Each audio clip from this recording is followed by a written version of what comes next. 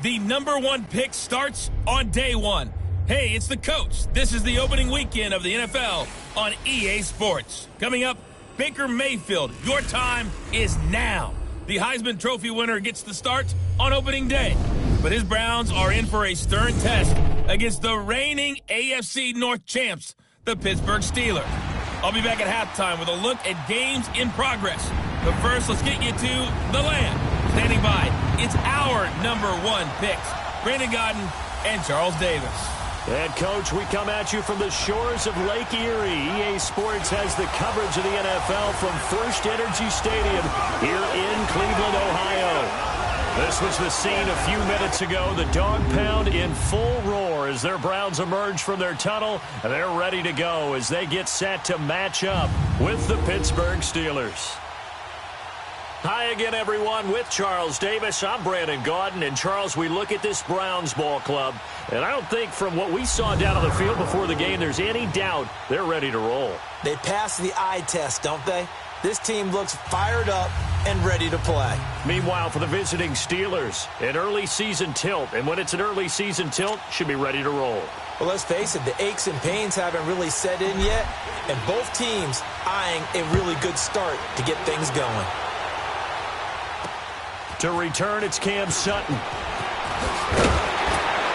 And he'll take this up past the 20 and down at the 22-yard line. So out come the Steelers now for their first drive. Leading them out is the former first-rounder from all the way back in 2004 from Miami of Ohio, Ben Roethlisberger. And when you just sit and look at the raw numbers, you actually kick back and nod in appreciation about the career Ben Roethlisberger has had. Went over 50,000 passing yards last year, 8th all-time. But what he wants more than anything, one more run at a Super Bowl where he's won twice previously.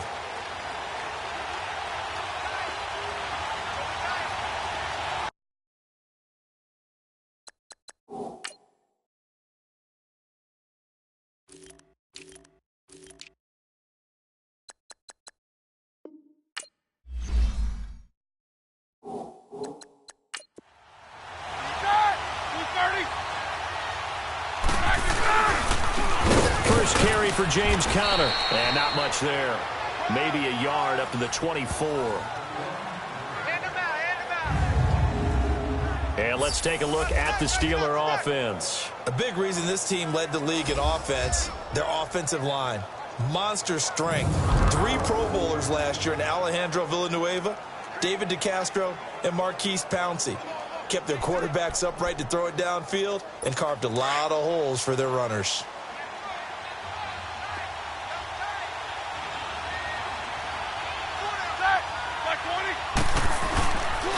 Roethlisberger will hand to Conner.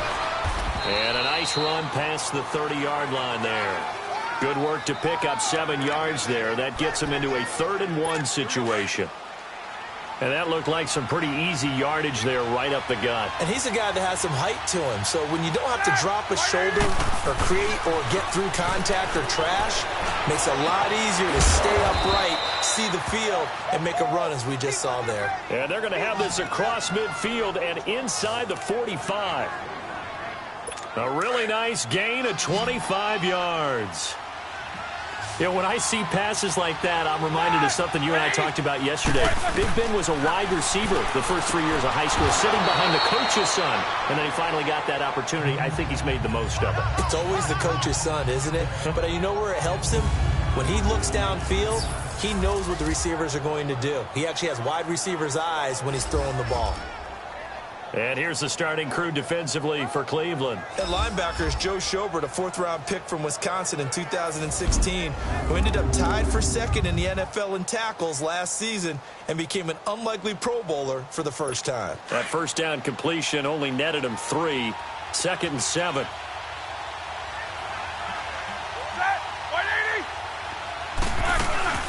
They'll run it now out of the gun.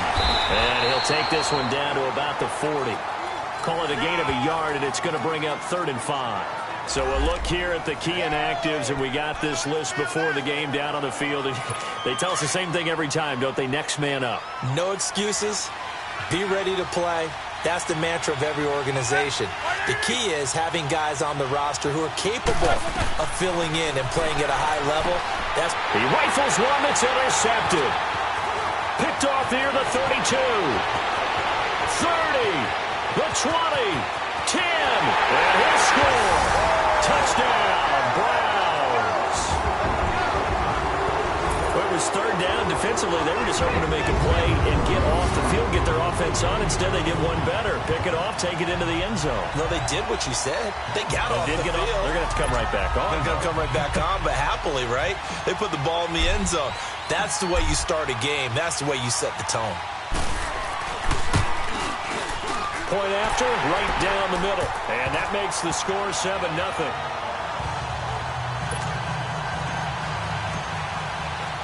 So they'll get another shot on offense following that pick 6. And now the kick is away. Sutton now to return. And not a bad return here. He gets it out to the 25-yard line.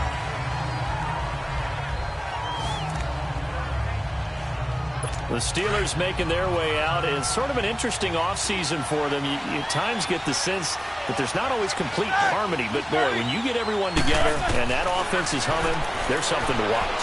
They almost feel like a team that they actually use that works for them, right? Different guys want the ball. Different guys want attention.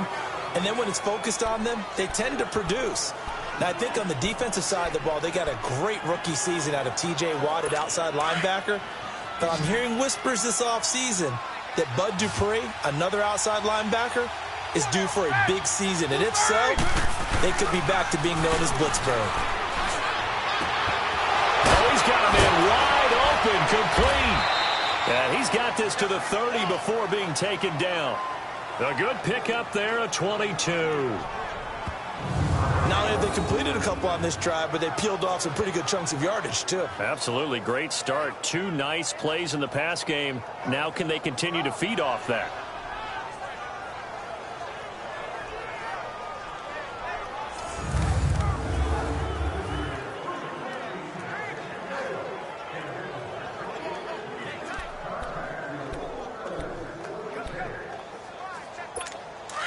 Back-to-back good plays have them on the move on first down.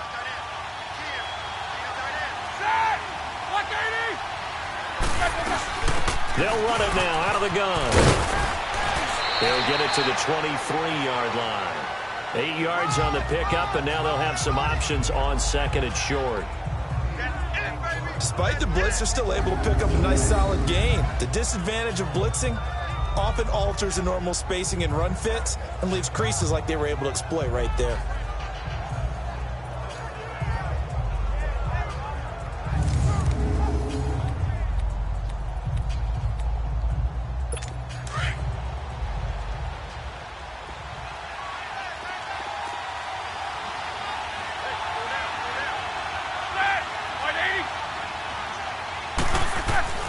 On 2nd down, here's Roethlisberger. This one complete to his fullback out of the backfield. And he'll get him inside the 15 down to the 14-yard line. It goes as a gain of 8, and it moves the chains. And the big guy catches the ball out of the backfield, and oftentimes that's quite a surprise to the guys playing defense because not ordinarily thought as a pass catcher, it often works when they decide to dial it up. Roethlisberger now, after the pick on the last drive, 3 for 3 to start this drive. It's 1st and 10. They run with Connor. He's going to get 4 out of this as he's down to the 10-yard line. Typically, we think it's the strong safeties that are better tacklers, especially closer to the line of scrimmage amidst traffic. But in this case, how about the free safety coming up and making the big-time play? They'll run it now out of the gun. And he'll fight his way down inside the 10 to the 9-yard line. 2 yards the gain there, and now they're left with a 3rd and about 4 for a first. I know the scouting report on him is that he doesn't possess the eye discipline to be an elite linebacker, and what that means is his ability to read, react, and make a play. But on that one, he looked like one. And it's caught. It's Brown. Touchdown, Steelers. Antonio Brown, a 9-yard touchdown grab. And the Steelers are an extra point away from tying this thing up. Bouncing back nicely from that bad opening drive where he threw the interception. Drive number 2 leads him right down the field and into the end zone. So obviously his confidence was never lost, and that's a good thing to see. Great quality to have, and you absolutely must maintain that as a quarterback. But I have to think that they're probably still on the script that they prepared for this game. Just the second drive. They've worked on these plays all week in practice. Put them to good use on that one. Chris Boswell now for the extra point. Boswell good with the extra point, and we are tied at 7. So we're right back where we started, all even as the kick's away. This is taken at the 3. And a penalty marker's down on the field. And they might be backing up a bit here to start the drive. Holding, receiving team. Well, that holding call set him up for not great field position. Not at all when you tack on the penalty. With that field position after the return wasn't terrific, it's not a great starting field position as well.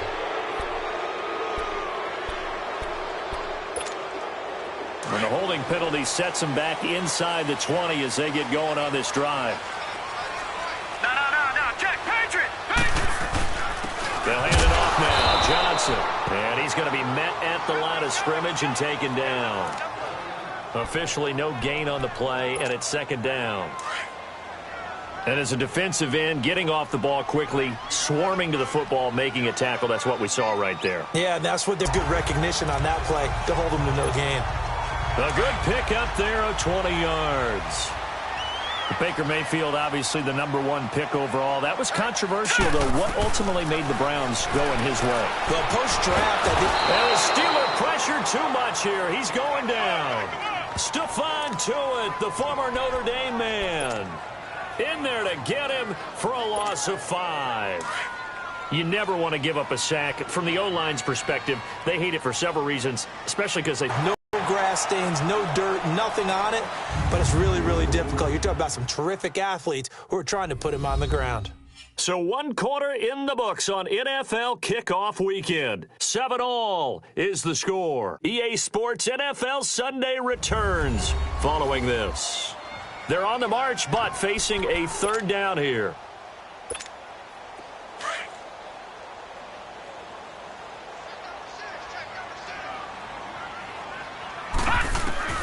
Working out of the gun. Mayfield escaping the pressure right. Oh, the ball comes out on the hit, but they'll say it's incomplete. I will see more of them trying to get him the football out of the backfield. They love what he can do in open space, and they believe that he creates mismatches they can exploit.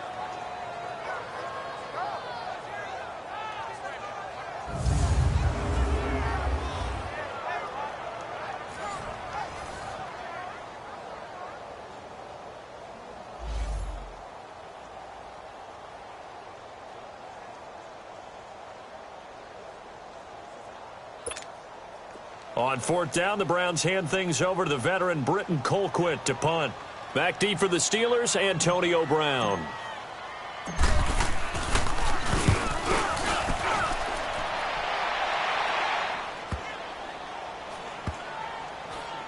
And great special teams work here. This is knocking on the door of the 5. They'll spot it at the 6-yard line.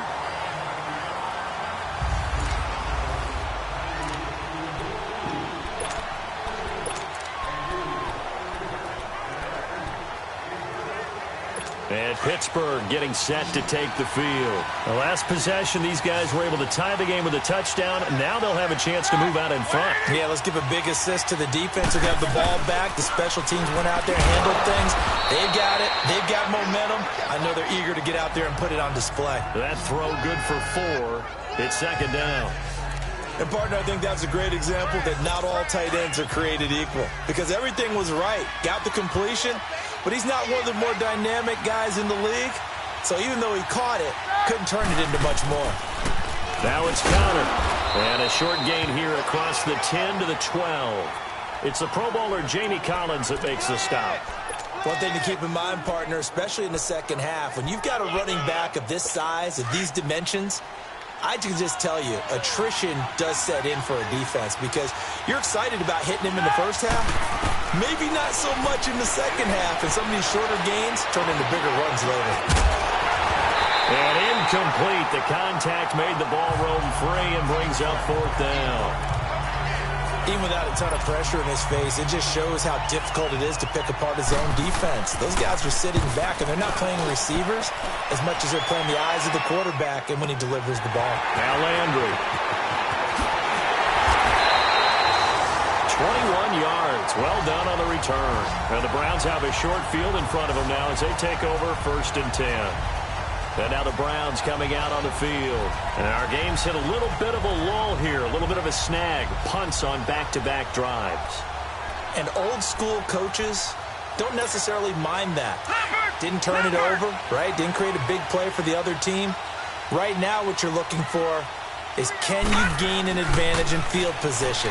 And that's what both teams are seeking right now. Yeah, they'll be seeking to gain that advantage here on this drive. They're throwing to start the drive, but that one incomplete. And it pops free. The collision there jarred the ball loose and brings up 2nd down. And this is a guy straight out of college. They're not going to try to groom for a year or two. They want him to produce right away. That's why they took him in the first round. They expect him to be a starter right away and a future all-pro. So they don't have any time to wait for him to come along. They want him to play right now to help this team. And you take a look at his draft class from a season ago. Really, it grades out as a pretty darn good class. So you have to give a lot of credit to the entire scouting organization. General manager, personnel department, college scouts, all came together. They evaluated it very well and got a nice payoff. And inside the 20 before he's brought down. 11 more on that one and another 1st down. Coming in, he really liked his chance of having a big year based on a terrific offseason. And runs like that on opening weekend show that he's right. A first red zone opportunity for the Browns thus far. They come up 1st and 10 at the 16. Inside the red zone here. They'll look to throw. He couldn't quite hold it. Got hit. Ball pops out. Incomplete. It's a lot of contact going on there, and in the end, unable to keep 2 hands on the football and bring it into his body. Everything looked pretty good until the finish.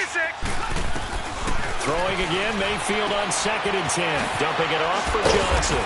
And he was able to shed the tackle, but the reserves come in for the stop. It'll be a 3-yard gain, and that'll lead here to a 3rd down. And we see another pitch and catch there to the running back. This position just continues to evolve. They become just as critical to the passing attack as a lot of receivers, tight ends, because their ability to make people miss in the open field can really generate big plays for an offense. And they corral him just a couple yards shy of the end zone. They're able to convert on 3rd down, and that sets up a 1st and goal. Now that's disappointing for the defense. They had the advantage, had excellent coverage all over the field, but they let him get away, scramble, and pick up a 1st down and inside the 5-yard line.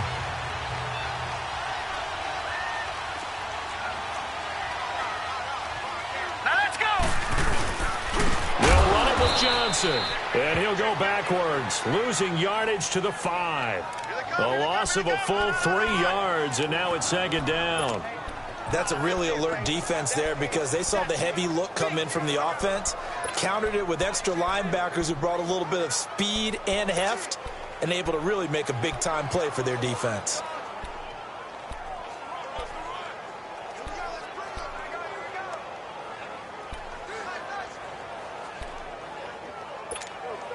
Back at the 5-yard line now, 2nd and goal.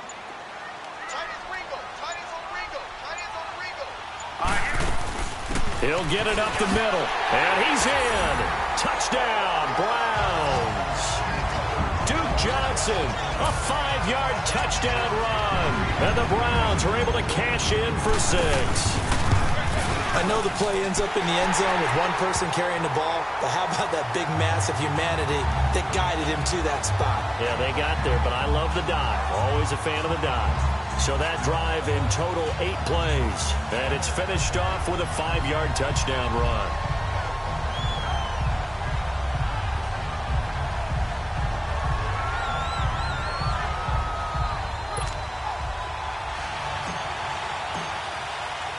The kickoff unit is out on the field, and they will send this one away. That's fielded in the end zone. And he won't return this one. He'll go down to a knee, and they'll start at the 25. This offense trots back out there now, and as they do, Charles, one thing to point out that we saw a second ago are some of the new rules in the NFL this year regarding kickoffs. Yeah, nowadays, the kickoff team, no more running starts. Remember that when you could kind of circle the guy around, and here he goes? No more. You have to start, close to the ball. And when it's kicked, then you get to take off and go, so you can't build up your speed that way. Also, when you're returning it, remember those wedges that we used to say where guys would form together, 2 or 3 guys? No more of those. So it'd be a lot more man-on-man, one-on-one blocking. And also they have rules about where people have to be when the ball's kicked, where they have to be when the ball's caught. So to me, it's much more like a punt return than it is an actual kickoff return. So I'm eager to see if teams now take their punt returners, those nifty guys who make people miss in the open field, and make them the kickoff returners as well, because I think you can still get big plays in this area if you have the right people back there.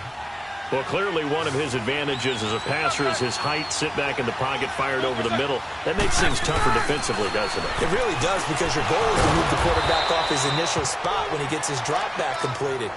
But when you have that type of height, he can stay in there. If he's willing to take the hits and just fire over the top, which saves him time and actually completes a play a little bit quicker than it normally does for a quarterback who has to slide and find open space to throw.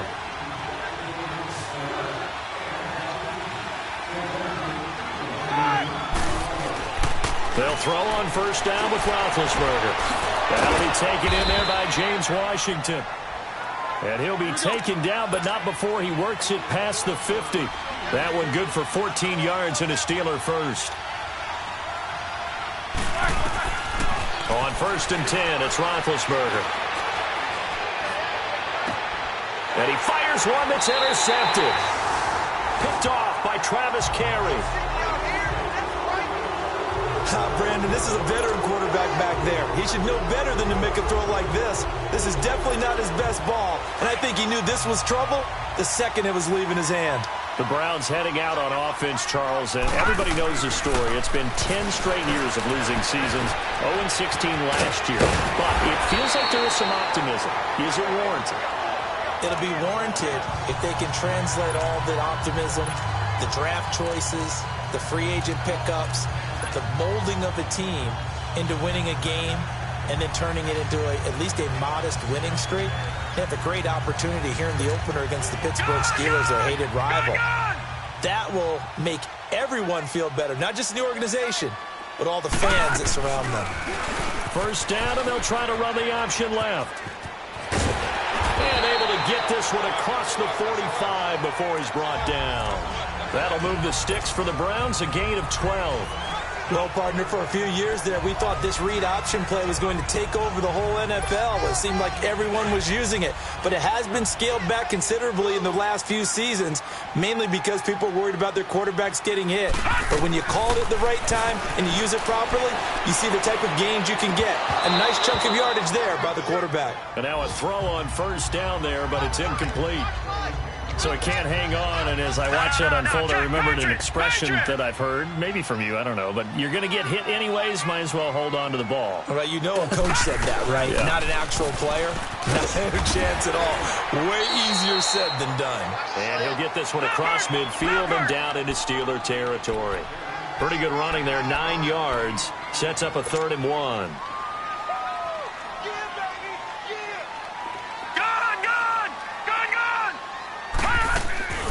Mayfield off the play fake. He's going to loft one deep over the middle. That'll be incomplete with 9 seconds now showing on the clock.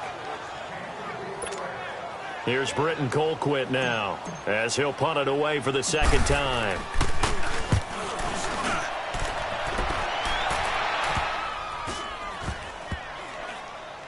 And they'll go ahead and down this one right on the chalk of the 20-yard line.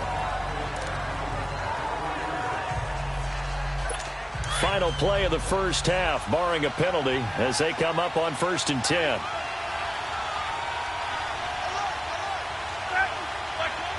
And with time running short here, they'll simply take a knee, and that should do it for half number 1. So we've reached halftime here on opening weekend. As we'll check in for the first time with the newest member of our Madden family, it's Jonathan Coachman with our EA Sports Halftime Report. Take it away, Coach. All right, Brandon, thanks very much. And welcome back to football, everybody. We've got a full slate of 16 games here to start the new season. So let's take our first trip around the NFL. We'll begin with an AFC clash up in the Northeast. Baltimore playing host to Buffalo. And it's the Ravens who have the lead in that one. The Ravens playing well in their opener, trying to send their sellout crowd home happy. From there, let's head over to Minneapolis to check on the Vikings at home at US Bank Stadium. And they trail in that one as it's the visiting 49ers who are out in front. The Niners looking for the win on the road in Week 1. Finally, let's get to Indianapolis to check on the Colts at home at Lucas Oil Stadium. And they've got the lead in their ball game over the visiting Cincinnati Bengals. The Colts trying to start the season right and is looking good so far at home. Meanwhile, in our game, it's been a... All right, we will save the Week 1 highlights and apparently get right back to the action here in the third. We'll see if Week 1 fatigue becomes any kind of a factor as we are back underway in the second half. That's fielded in the end zone. And no run back here. This will be a touchback, and it comes out to the 25-yard line. Here's the Browns offense now getting set to start off this third quarter. They have the lead. Now they'll be looking to extend that lead.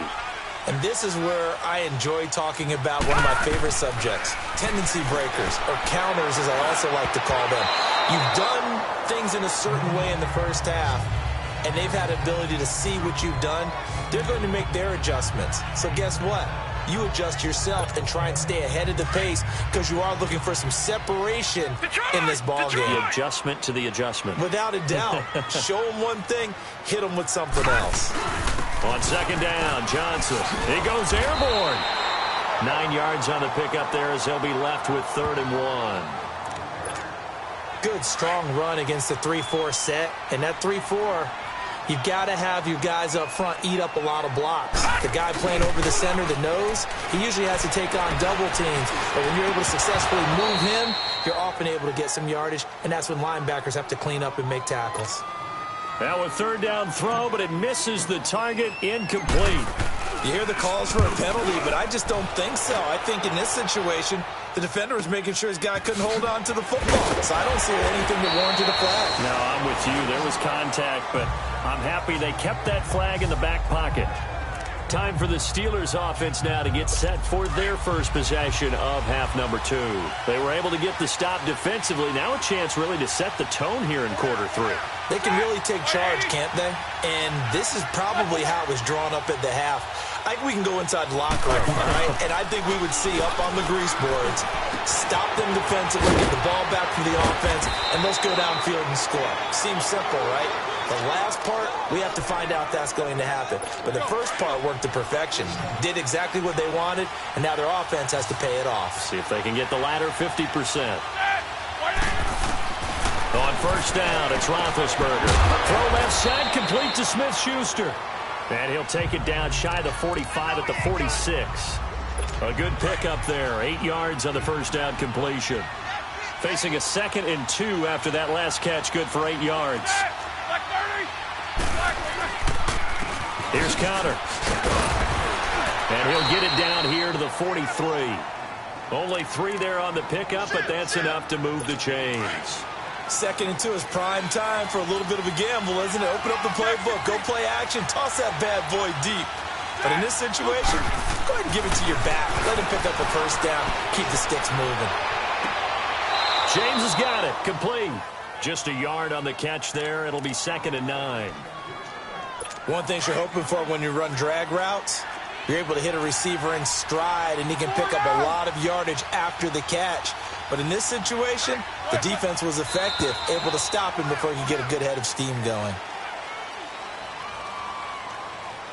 False start, offense. That's going to set him back 5 yards. And that false start penalty certainly not helping their cause here. 2nd down and long.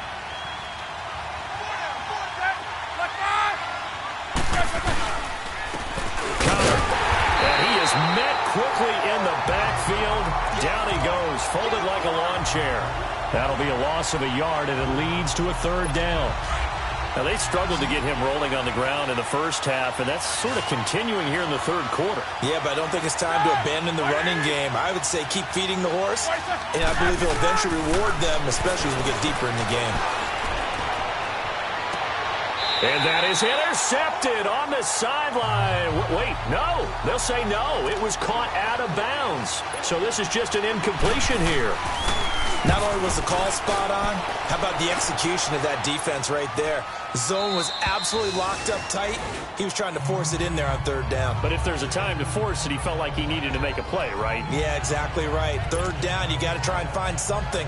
There's nothing available there for him. Heading out as the Cleveland offense now as they get set to take over here. This crew had to punt last time they had the ball, but when you've got a lead like this, you content to play the field position game? You are to an extent, especially if you like your defense, because you have the lead, you've been controlling the game. But why put them in a tougher spot? You want to get out there and get something done on offense and maybe take command of this game yourself. Sometimes with the running game, you've just got to stick with it. Look, it's the 3rd quarter, no time to panic.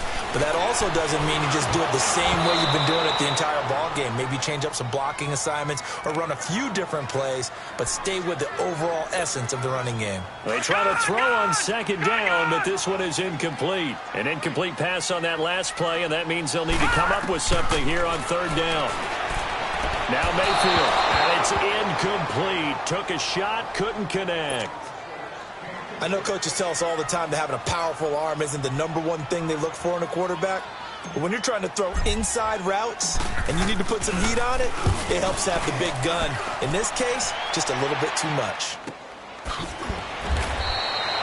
So a change of possession here on the punt. And the Steelers will go on offense here, 1st and 10. And Pittsburgh getting set to take the field. And a tight game after punting last time. See if they can get something going on this drive. As they head to the field now, with the game this close, you got to feel there's a sense of urgency for them going on offense right now. But they have to do it without letting panic creep in and affect their play. A gain of 11 to kick off the drive, and it's a quick 1st down. You know, despite the scoreline, I think they've got to like where they are here. They're on the road and just one big play away from getting right back in this game. I'm going to follow right along with you because the spot they're in now is a credit to their defense. They've kept them in it by making the plays that they've made, and that just means you're one big score away from being right back there. Now, the question is, can this offense step up and make that play? Because that's been an issue for them in this game.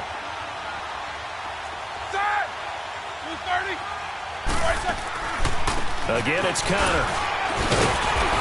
And he's going to take this across the 50 into Browns territory. It'll be a gain of 5, and it's going to bring up a 3rd and about 7 left.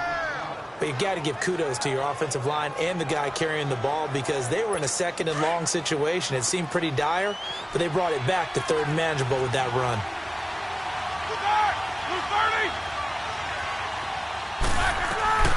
On 3rd down, Roethlisberger.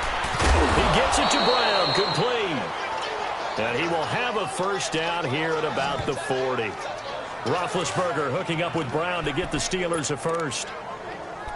Nice catch right there. Brings to mind the sentence, when in doubt, find your veterans. He used to laugh back in the day when they would call guys like him crafty veterans. You get up in your 30s, you're still playing receiver, but you're around that long at that position, you're doing something right. Just remember this. When he was young, he thought the crafty veteran was simply a guy who couldn't run anymore. Now he understands a little bit better. Give him 5 on the carry there, and it'll be 2nd down.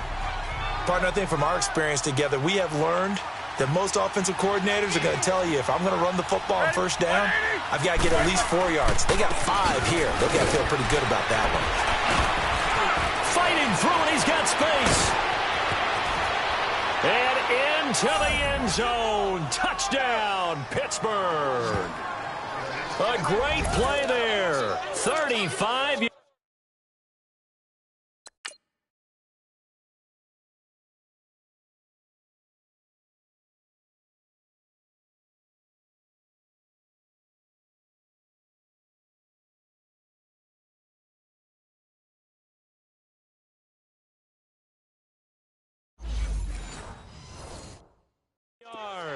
And the Steelers are an extra point away from tying this thing up.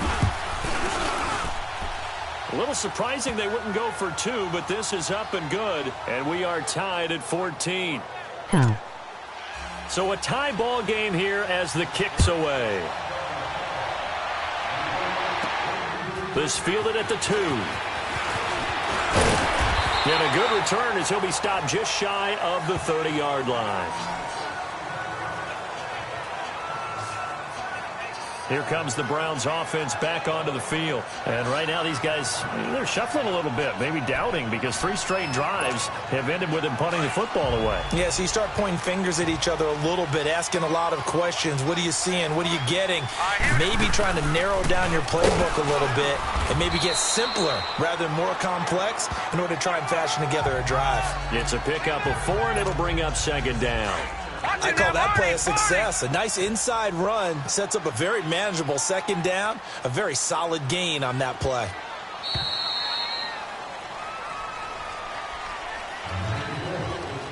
And as they come to the line, they will not be able to get off another play as time has run out on this 3rd quarter. All even as we get ready to start the 4th.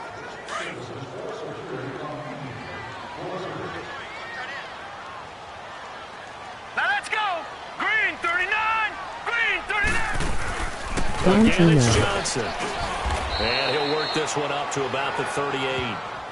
It's a 5-yard gain, but they'll still be a yard short here with 3rd down now looming. Frustrating for a defense, energizing for an offense. Finding a way to create that type of yardage in your running game, that'll make the guys carrying the ball very, very happy.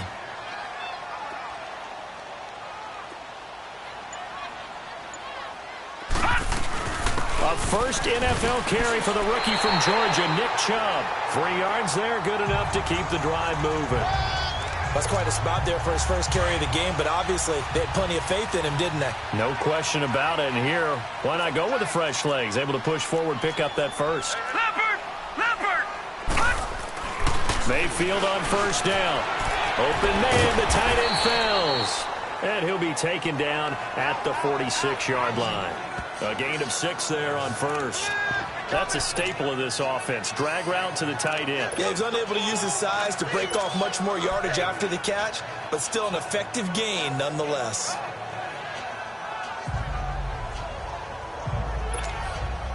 Six yards was the pickup on the last completion, so here's 2nd and 4.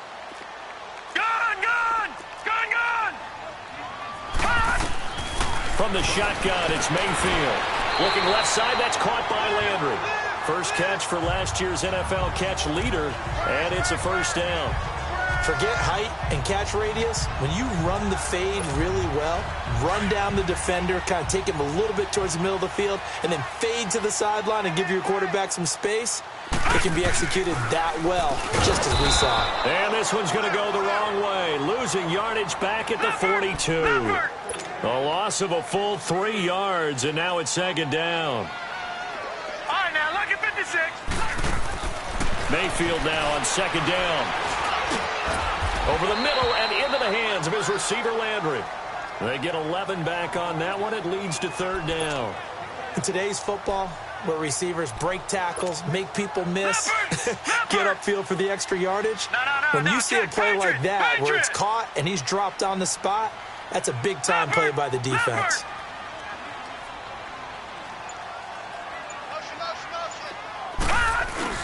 They'll try and run for it. Here's Johnson. Call it no gain there, and it leads to a 4th down.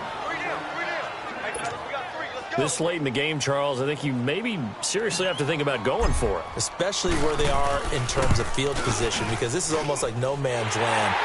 Might hurt your punter because there might not be enough space, maybe too far for your field goal kicker. I'm like the old rule.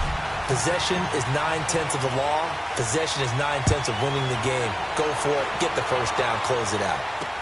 That's fielded in the end zone. And he'll elect not to return this one, so they'll bring it out to the 25 on the touchback. Just week one, but already plenty of intrigue with the games going on, and this one no different as we come up on a 1st and 10. To New York? Out of the gun, it's Roethlisberger. And Big Ben intercepted a third time. Picked off by the linebacker, Joe Schobert. And he'll wind up losing 5 yards or so on the return, but no matter, they've got the football back. Well, this is a defense that can confuse even the best of quarterbacks with their zone schemes. And here you've got a linebacker that's going to stay at home and just sit down in that zone. And this one basically comes right to him. And now Cleveland geared up to take the field. And they're not going to play this conservative, I don't think. They had the field goal last time, and they're up, but they're looking to put a drive in the end zone. Oh, I agree with you totally. No one goes out on the field and says, all right, let's just settle for 3, except in certain situations, trying to ice a game, that sort of deal. Most of the time, it's end zone, and that's what you're thinking, and I believe that's exactly what they're thinking as they begin this one. Yeah, no quarterback ever goes out there saying, hey, let's get 3, right? Not one that I've ever met. Dancing to his left.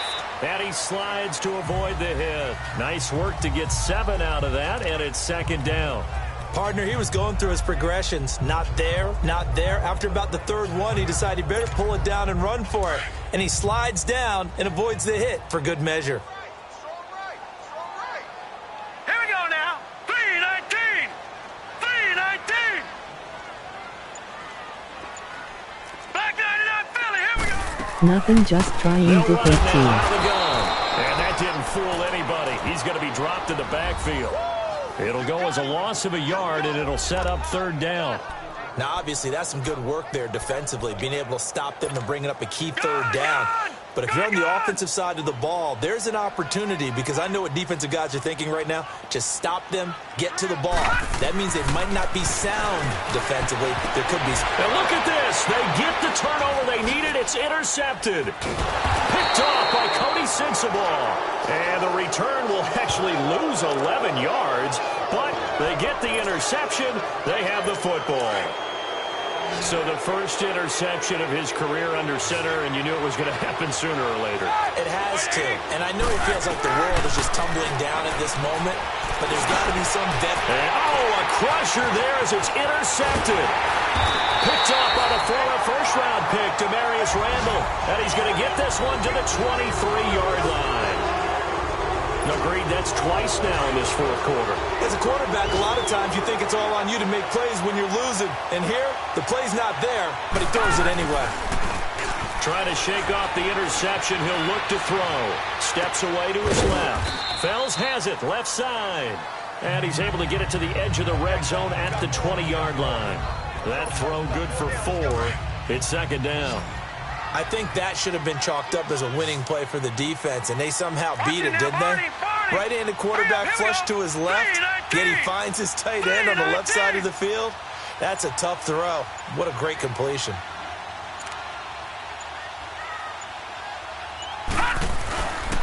They go with Chubb on 2nd down. He knocks him back. And stopped a few yards shy of the goal line at the 3. Time for a break. We'll come back for the electrifying conclusion after this.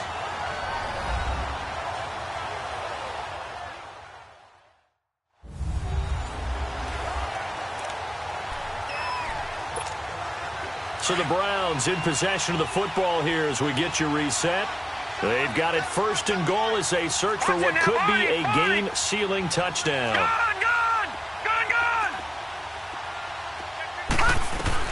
Well, the lead late in the 4th, but Mayfield's going to throw it, eluding the pressure right. It's the first NFL touchdown pass for the first pick in last year's draft, Baker Mayfield. And the Browns are going to tack on to their advantage. Well, you would think that if you threw 119 touchdown passes in your time at Oklahoma, another one might be routine, but not when it's your first one in the NFL. Welcome to the league, Baker Mayfield. And look out, NFL defenses. Out is the kickoff unit as they run up and send this one away. That'll be taken in the end zone. And he won't return this one. He'll go down to a knee, and they'll start at the 25. Getting set to go again as we look at the back heading onto the field again. After some early struggles running the ball, they've really picked it up. Early it just seemed like there were no holes there. Now all of a sudden the holes seem to be there. I don't know if that's just my imagination. And give them credit that they kept their confidence. And this is intercepted, and that should do it. Picked off by Travis Carey, and his guys will set up shop at midfield at the 50-yard line. The interception woes, they just continue to mount. He's thrown 5 picks. At this point, you got to be thinking, is it something between the ears?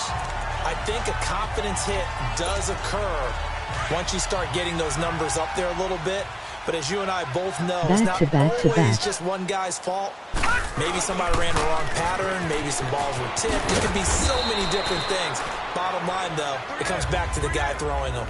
Now the Steelers put a stop to the action with a timeout defensively, as they'll talk things over prior to this upcoming second down play. Another running situation on the doorstep as they come up 2nd and 10.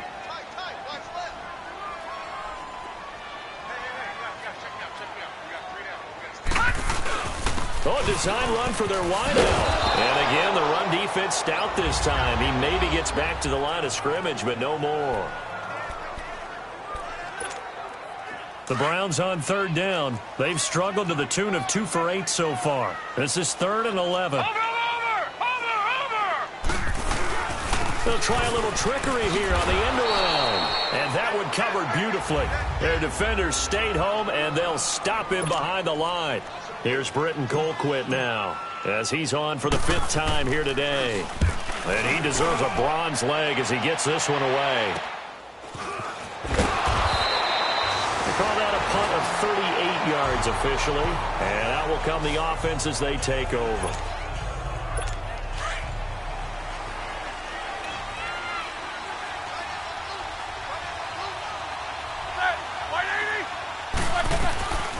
Throwing now is Roethlisberger. Man open right side. It's Rodgers. And he'll be brought down right at the 30 here. A good pickup there. 8 yards on the first down completion. Now the Steelers hustling up to the line of scrimmage. Roethlisberger to throw. And the Browns pressure gets to him that time, and he's going to go down. Jamie Collins in there to take him down, and the clock will roll.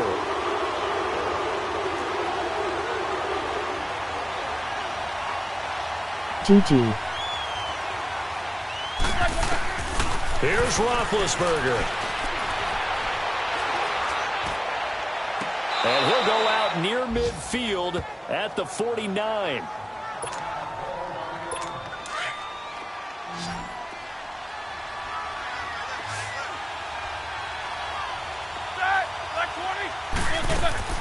Now it's Roethlisberger. Throw complete there. Rodgers. A gain of 6 there on first. Never make the mistake that the slot receivers, especially the little guys like we're watching here, are just quicker than fast. A lot of them combine quickness and speed, and they catch a lot of footballs, as we just saw there. On 2nd down, Roethlisberger. And this is intercepted, and that should do it. Picked up by Brian Body Calhoun. And his guys are going to take over at the 34-yard line. What a nightmarish game he's having now. 6 interceptions that he has thrown. Absolutely unbelievable, isn't it? Hard to believe we're watching this and have seen it. But it just tells you about the game of football. It giveth and it taketh away. Yeah, the guys, though, that have thrown 6 interceptions in a game, the likes of Peyton Manning, Brett Favre, I think Joe Namath, he did it 3 times. Set! 3-19! 3-19!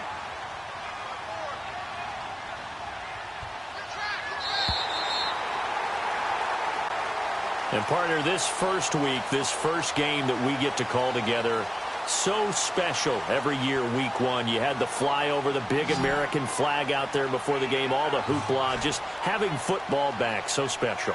It is an opening day, opening game. There's just nothing like it because you really build to a crescendo.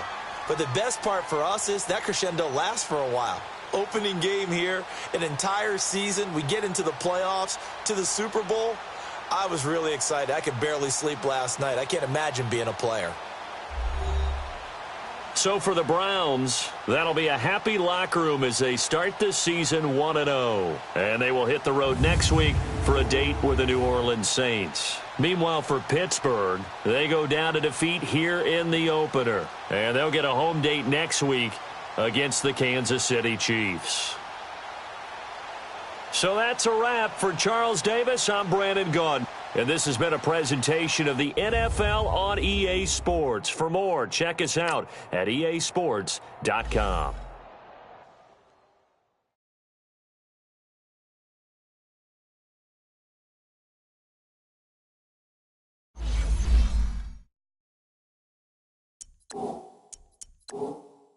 Now, let's take a minute to see how you can improve your team. Start your week by installing your game plan.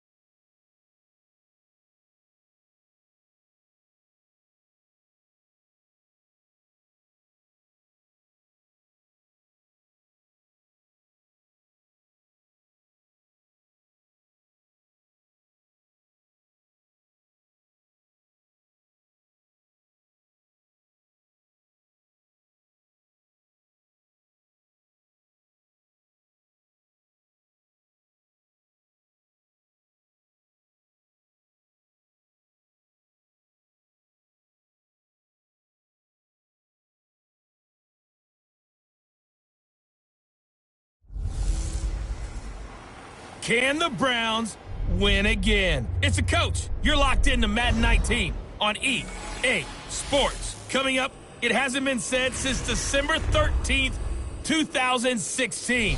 But the Browns are on a one-game winning streak. They'll try for two right here, as it'll be the Cleveland Browns taking on the New Orleans Saints. I'll have scores around the league for you at the half. But it's time for a little football. So we'll hand it over to our broadcast team, Brandon Gaudin and Charles Davis.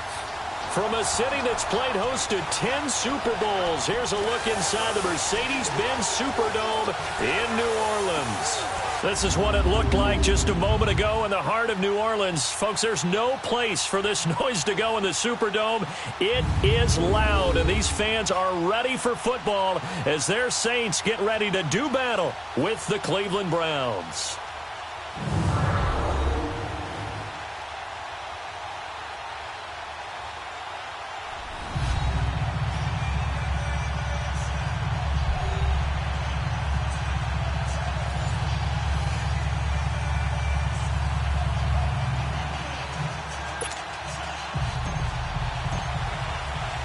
Two teams here fresh off Week 1 victories. Who can keep it going as we're underway on EA Sports? This is fielded at the goal line. And he'll wind up getting an extra couple yards here for his trouble as he'll bring this one out to the 27. And here come the Saints for their opening drive. They're brought out by a man who needs very little introduction in his 18th year in the NFL, future Hall of Famer Drew Brees.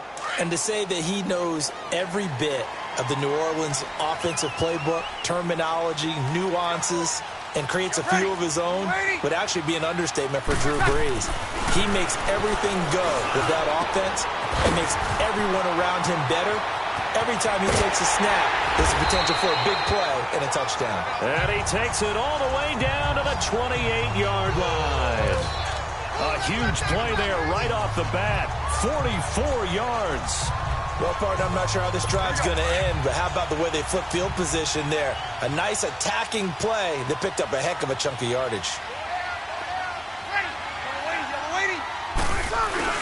They go play action here on first down. And this is caught. First catch by Brandon Marshall. And inside the 20 before he's brought down. We'll give him 10 yards on that one, and that'll...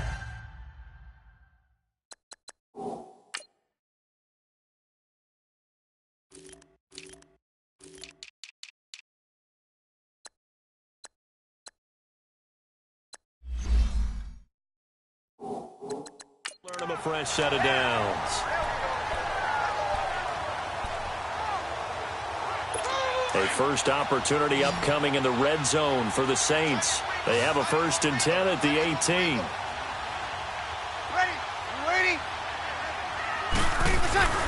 Into the red zone, it's Breeze. He's got a man, that's Marshall. And he'll get him inside the 15 down to the 14-yard line. That throw good for 4. It's 2nd down.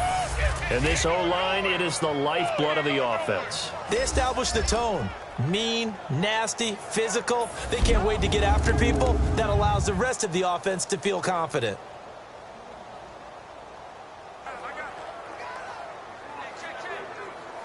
Four yards on that last completion, so that sets up 2nd and 6.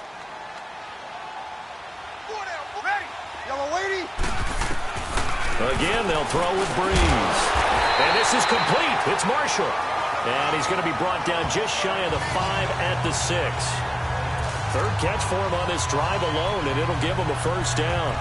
How about the start throwing the football? 4 for 4 on this opening drive. Oh, he's slinging it. And oftentimes when you talk about slinging it, you're thinking about a guy throwing it all over the yard, not necessarily accurately. In this case, though, he's honing in on... They'll barrel his way into the end zone for a Saint touchdown. A great effort there.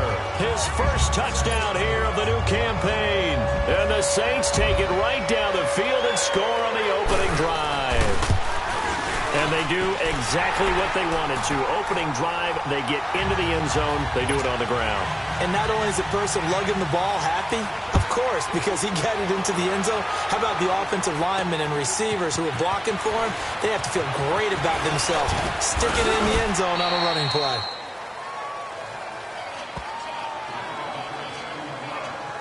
So here come the Browns for their first drive on offense. It's Baker Mayfield leading them out. He's the man tasked with being the savior of this franchise, the #1 overall pick from Oklahoma.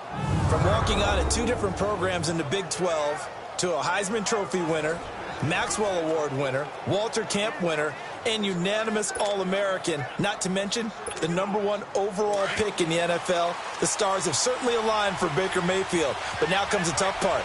Can you get an 0-16 team back to respectability and hopefully in the future to playoff success? To throw, Mayfield. And they didn't wait long to take a shot there, that's for sure. But it falls incomplete, and it's 2nd down. They were searching for the tight end, Darren Fells. And now it's 2nd down.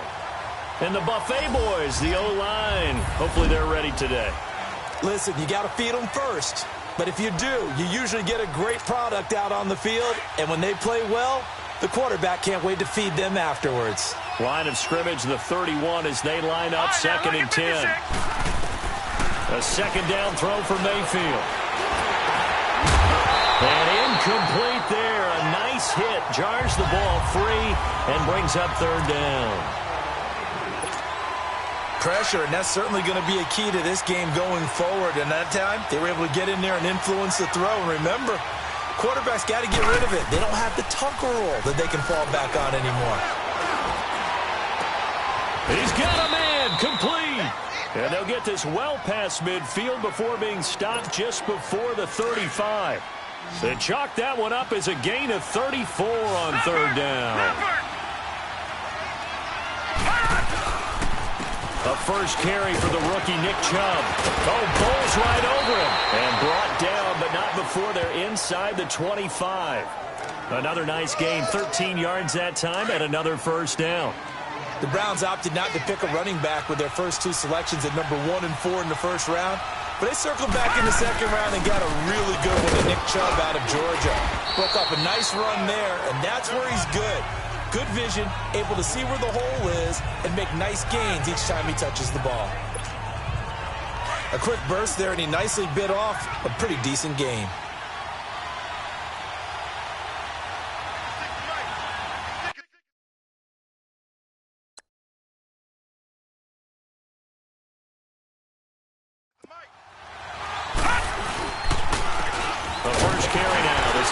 And he's going to be taken down here with a penalty flag on the field.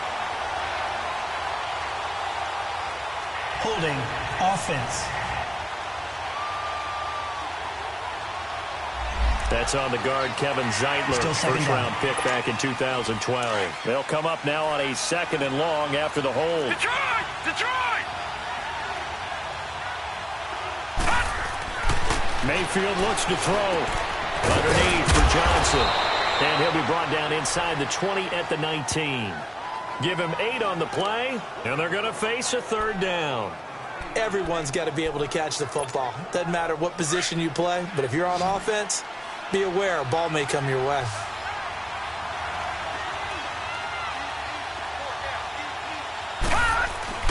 Play fake. Mayfield. And this is going to be incomplete. I think that was a good job there defensively. They did allow them to drive all the way downfield, but once they got their backs to the goal line, they really turned up the pressure. Yeah, they let them get all the way down here. Now the field shrinks. They've struggled to convert, and that last incompletion brings up 4th. So, yes, it's only 3, but at least they're able to answer back after giving up the touchdown to start the game. Yeah, I like the observation there because getting some points on the board, very positive for them. Feel a little bit better about things because if you don't score, you potentially have opened the door for them to score again, and then you're down 14.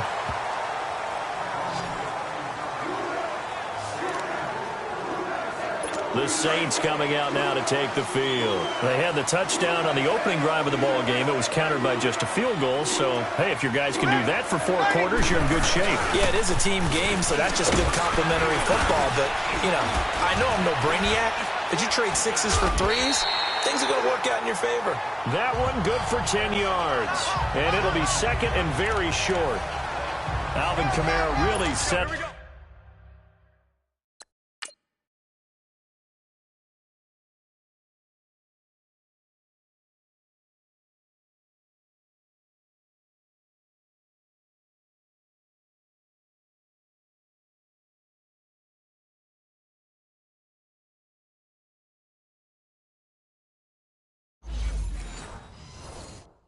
into the league in his 2nd season. And, of course, he came out of Tennessee, but not a lot of people remember he started at Alabama. He did and got caught in that big mix of running backs at Bama.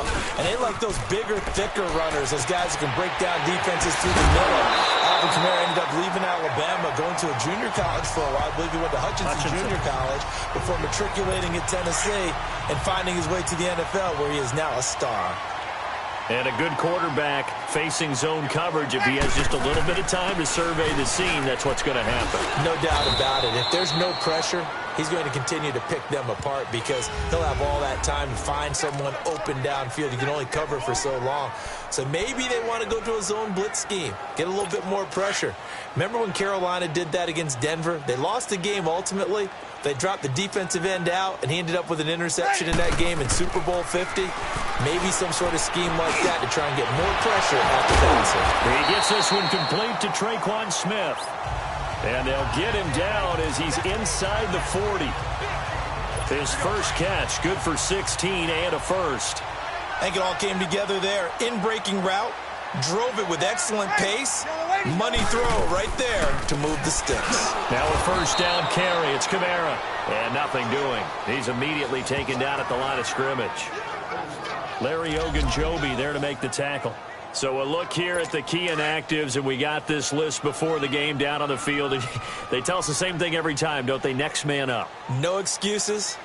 Be ready to play. That's the mantra of every organization. The key is having guys on the run. With Charles Davis, I'm Brandon Gaudin. It's Saints football to begin quarter number 2. And they're on the move as they face a second down here.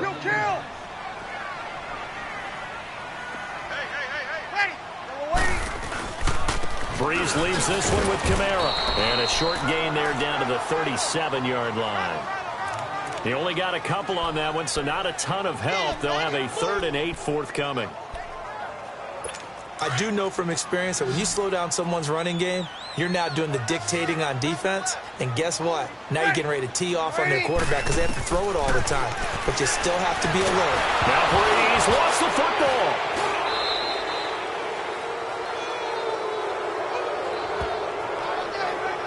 On plays like this, when the ball comes free, it's often unusual.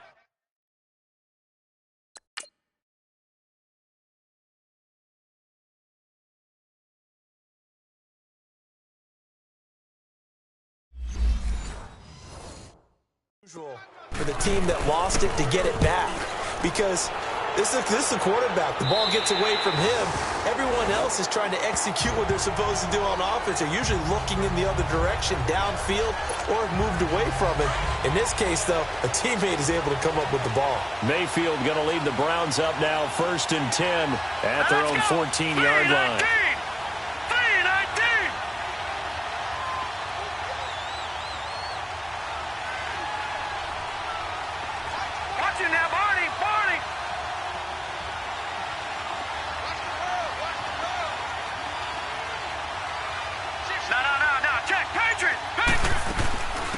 They begin the drive with Johnson. And good yardage as he gets this one up to about the 23. A nice run there, 9 yards, and it'll be 2nd down. First play of the drive. Let's give credit all around. Excellent blocking, but the guy carrying the ball, he was the finisher. A really nice run. Back to the ground. This time it's Chubb. And down he'll go at the 25. 2 yards on the pickup there, but it's enough to give him a new set of downs.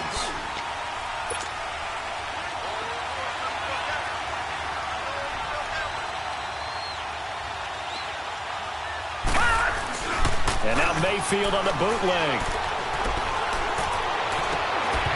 And it pops free. The collision there jarred the ball loose and brings up 2nd down. And as a first-rounder, a lot of eyes on him, a lot of expectations. And he has to play well in his rookie year. Those days of coddling guys and bringing them along slowly, those days are long gone. When you're drafted in the 1st round, they expect you to play right away. And the community's eyes and fan base, they'll be on you the entire way. They added a lot of talent to a roster that really needed an infusion of youth. They got a very good infusion of youth. And they didn't really reach to get anyone as well. They stuck to their draft philosophy, got the best players they could at the time they were drafting, and inserted them into their lineup. A run for Nick Chubb. And he's got the first before he's brought down at the 39-yard line. They get 6 on the pickup there as the drive will continue. Watching now, Barney.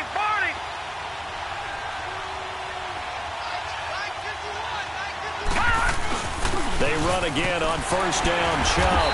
And able to get a couple as he's across the 40 to the 41.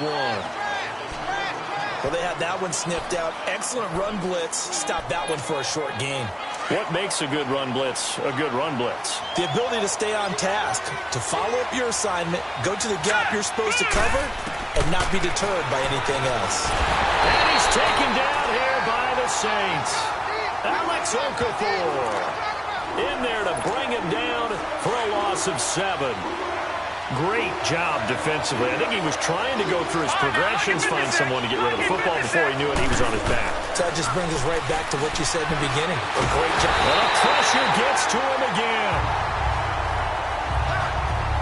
Well, that's a pretty darn good start to his season, huh? A sack in the opener, adds a second one here. That tells you about his offseason. He came in determined to have a big year, and it's paying off. This will be fielded at the 17. Nice job bringing that one back. 14 on the return.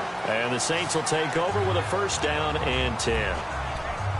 Update now from a game going on in Pittsburgh.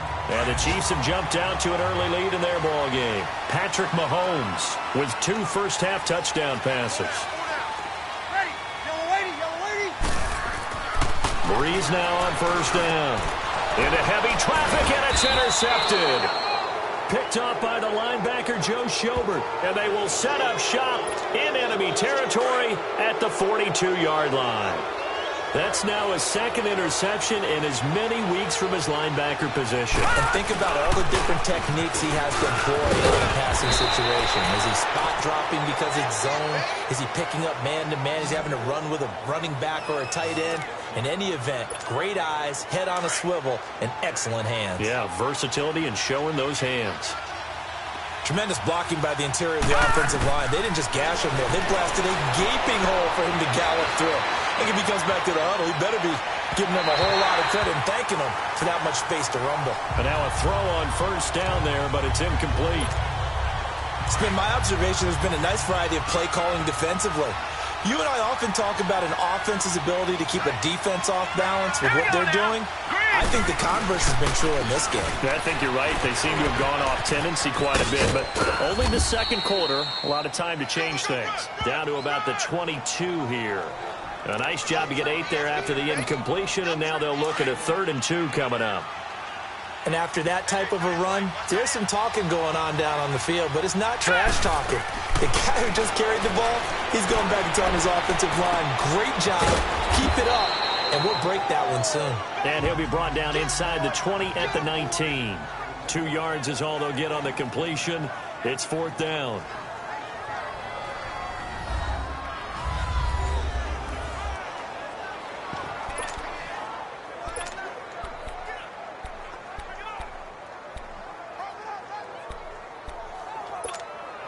A reminder coming up at halftime, the coach is back. He made it through the first weekend. That's the good news, and he's going to regale you with stats and scores from around the NFL here in the early games in Week 2. You think he questioned coming back for Week 2, having to work with us? I think he did. He's just happy that he is far away in Orlando.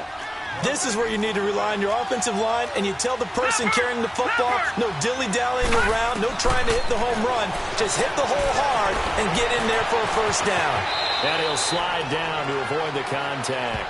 A nifty bit of scrambling there. 12 yards, first down.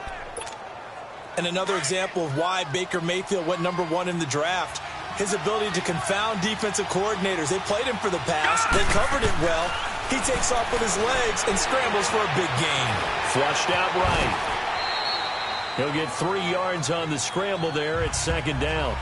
He'd had some success as a runner previously on this drive, just not as much space there that time. Yeah, this time when he pulled it down, they were ready for him, so I think he's going to have to fling a few in order to open up that running lane again. 2nd down, Mayfield. And they're going to get to him, a sack. Sack back at the 9-yard line. Manti Te'o coming in hard on the blitz. He gets him down for a loss of 4. They'll try to run it in. Johnson. And he will maneuver his way down to about the 7. And now the Saints are going to take a timeout on defense. As the clock shows 50 seconds to play here in half number 1.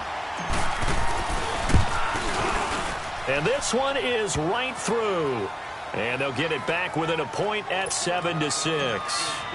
No problems in the field goal department so far. He's 2 for 2. Pretty reliable here in this game, isn't he? And to me, that bodes well for them. If they need him late in the game, his confidence should be sky high. And it's a pretty good return here as he'll get it up to the 29-yard line.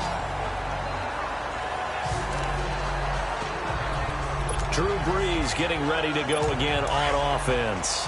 And he comes out on the heels of an interception he threw last time they had the ball. Yeah, and you know, the quarterbacks that I know that are the best ones, the ones that really know how to lead their team, they tell them, that's on me. That's my bad. He rifles one that's intercepted. Picked off by the former first-round pick, Demarius Randall. And he takes this one back into the end zone. And the Browns defense has a touchdown. Charles, I'm looking at you, and understandably, your mouth is wide open in disbelief. What were they thinking? That's going to be one of the great mysteries, but I do know this. When they went out on offense, I will guarantee they told them, don't just make anticipatory throws. Make sure you see it before you throw it. Didn't happen here. Trying to protect that lead, and now they gave it up. This is fielded a couple yards deep. And a good return as he'll be stopped just shy of the 30-yard line. Out onto the field comes New Orleans. And what do you think goes on here in this situation? If you got the football, you're trailing, you're back in your own territory with just a little time. Do you try something? You're thinking about jump-starting your team, right? You just mentioned they're down. They're trying to get back into the game. But you got to figure, if something goes wrong, you may have put yourself in a spot where you may not be able to come back in the second half. Managing risk is a big decision here. Now Breeze throwing on second down. Over the middle to Smith. And to the 42-yard line here and brought down there. And now we won't see a play on first down. We're going to get a timeout instead, as the clock will stop with 21 seconds to go here in the first half. Throwing on first down is Breeze. And this is taken in one-handed. What a catch. And now a timeout called defensively by the Browns, as they stop it with 16 seconds to go in half number one. Breeze to throw on second down. But it's caught on the right side at Smith. And he goes out of bounds, it looks like right at the 50. They'll wind up getting 10 back as that sets them up for third down.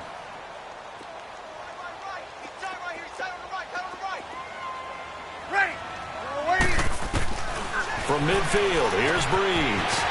And that's caught by Smith. And he's taken down at the 43, but not before picking up the first. So we come upon halftime, and it's the visiting Browns with the lead. As we'll get you over to Orlando, where standing by is Jonathan Coachman. He has our EA Sports halftime report. Okay, Brandon, we'll get you back to you and Charles in a bit, but first it's time for a trip around the NFL following an eventful opening weekend. Let's see what's happening in Week 2. We'll start up in the Steel City, Heinz Field in Pittsburgh.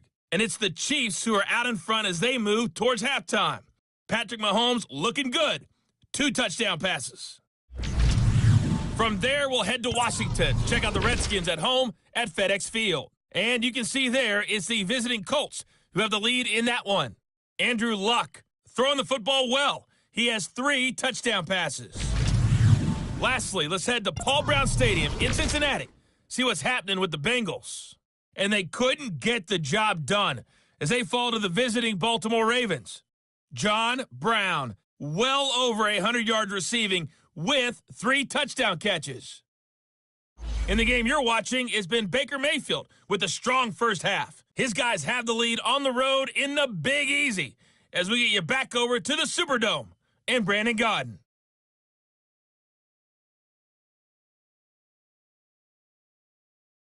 All right, Coach, thank you, and we welcome everyone back for quarter number 3. The Browns are going to get the second half kickoff, and they've got this lead as well as we are back and underway. That's fielded in the end zone. And no run back here. This will be a touchback, and it comes out to the 25-yard.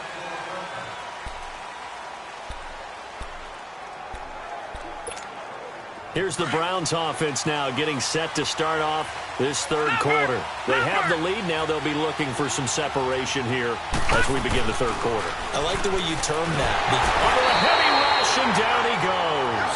Sheldon Rankins coming up the middle, gets in there for a loss of about 9. Brandon, if I'm an offensive coordinator and I see an all-out rush like that, I file it away because I'm going to use their aggressiveness against them as this game goes on. I'm going to hit them with a screen soon. Now a second down throw for Mayfield. Trying to lob it in there, but it's incomplete. And Charles, got to like what this defense has been able to do these last couple of plays. Yeah, they get the sack on first down, then they force the incomplete pass. Now they're just a play away from getting the football right back, but it's a big play. They've got to hold up. An incomplete pass on that last play, and that means they'll need to come up with something here on third down. Mayfield now. And he bats it away, and it falls down incomplete. Coverage there by Von Bell. Like they were getting ready to convert there on the way, and brings up a 4th down decision. He gets this one away, and boy, it's another boomer. Fielded just inside the 30. A big kick that time, 52 yards. And possession will switch hands, 1st and 10. Now the attention turns to the Saints offense getting ready for their first possession of the second half. They were able to get the stop defensively. Now a chance to turn that into points on the offensive end. Can you imagine what the grease board looks like at the half? Because tell me. That's exactly what they printed up. Stop them on defense, get the ball back for our offense, and go downfield and score some points. Now, the last part remains to be seen, but they got the first part done very well. Do people use grease boards, or you mean the magic marker boards? Yeah, those two.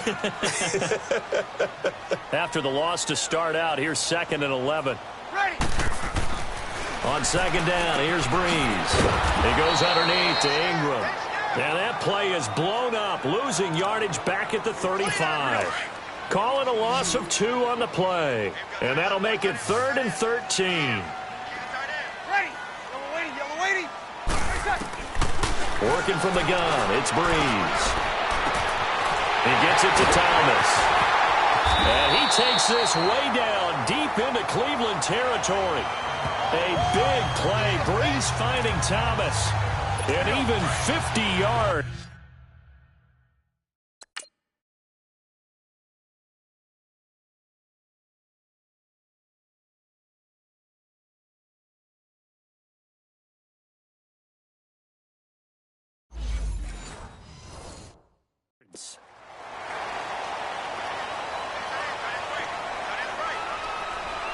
Ready. I'm waiting. From the red zone now, they'll look to throw. And Watson has it right side. The completion good for 3, and it's 2nd down. Let's make this one simple.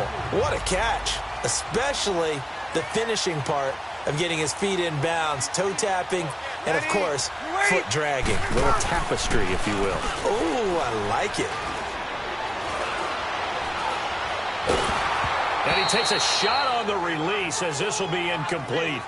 Play action supposed to be used to slow down pressure, slow down blitzes. In this case, though, if it takes a little too long to develop, you got people right in your face. And lucky just to get rid of the ball with the arm going forward. Could have been a fumble. To throw is Breeze.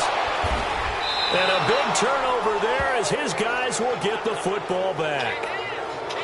And the young buck, the rookie, just racked up his first career interception. And how about the scouting department? They've got to be very happy right now because in NFL parlance, he's a third-day selection. Anyone after the 4th round, that's big-time scouting right there. And what a great play he just made. A good run there on 1st down, and it'll leave him with a 2nd and 2. And that run there does nothing but juice up the guys who are moving the football. I mean, if you're an offensive lineman, people running it, actually the guy calling plays, you're almost jumping up and down in jubilation, aren't you? And now you've got options on 2nd down. And big-time options. You might want to think about play action and try and get something cheap right here over the top. 7 yards there, good enough to move the sticks. They're trying to show that they can run the ball and protect this lead. Give it to the backs, play a little bit of keep away, don't you think? And that's probably a good philosophy at this point, going to make that defense stand up and stop them. They hand off to their big tight end. And he lost the football. And they're going to take over right there at the 22-yard line. Often on fumbles, you look at the guy who coughed it up and say, geez, what did he do? But, hey, let's tip the cap to the defense here. Not a problem at all, my man. I'm not even going to tip it. I'm going to doff my cap to him. Congratulations. Big-time play. Knocking it free and creating something good for your team. They'll try to get the offense going with Kamara. And a short gain here down to the 22. Just a yard on the 1st down carry, so it's 2nd and 9. He continues to struggle to find a crease to break off a big one and might need to just put that aside and just try and ram his way forward and get what he can. Again, it's Kamara. And he'll at least get him inside the red zone here, down to about the 19. It's a gain of about 3, but it's going to leave him with 3rd and still 7 yards to go. Some of the most unselfish players on any football team, defensive tackles, because we ask them to just eat up blocks and allow other people. And his pass is intercepted for the 4th time today. Picked off inside the 10. And he's able to get it back to right around the 27.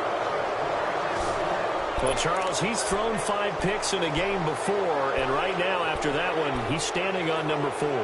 And right now, your defensive coordinator is asking the offensive coordinator, can you do anything to slow this down? Because my guys have to keep running back out on the field. So play calling may come into it a little bit, maybe run the ball a little bit more. But a lot of it depends on the scoreboard. They may have to keep throwing it. And they'll start the drive on the ground with Johnson. And not a whole lot doing there as he'll get it up to about the 28-yard line. Demario Davis there on the stop.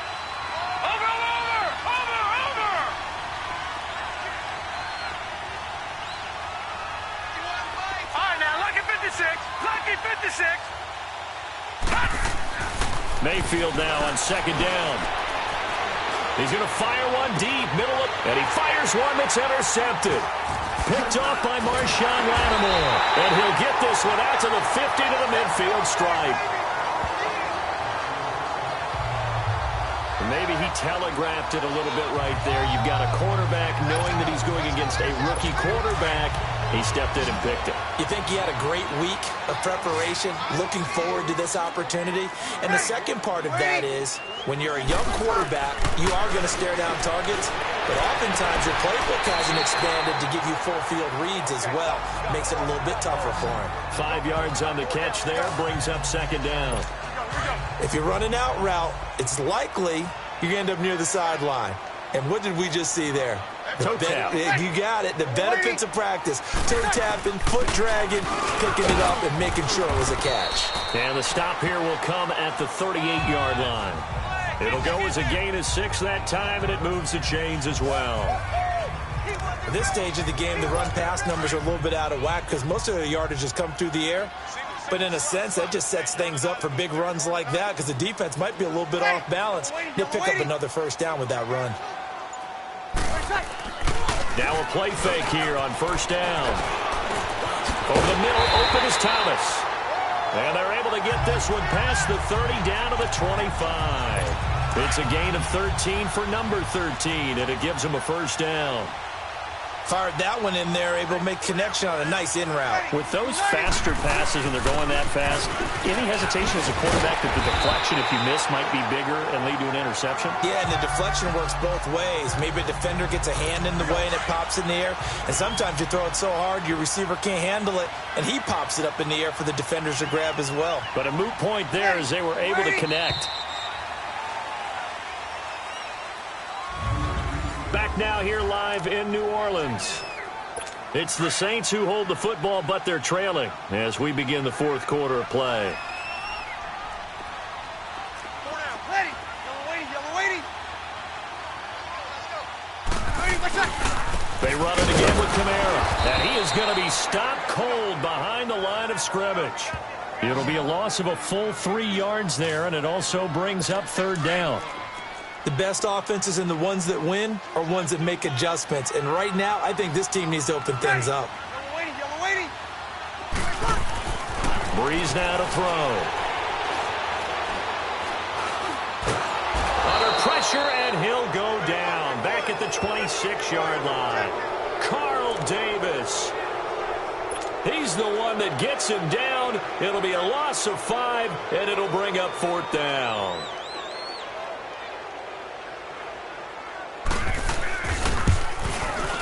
And Lutz's kick is good. And that will cut the lead back down to 3 at 13-10. So with that field goal, this one's now back within a field goal. Maybe not the ultimate result they wanted, but gets them that much closer. This game is unfolding like a really good book, isn't it? Because I think there's a few more plot twists yet to be revealed before this one is over.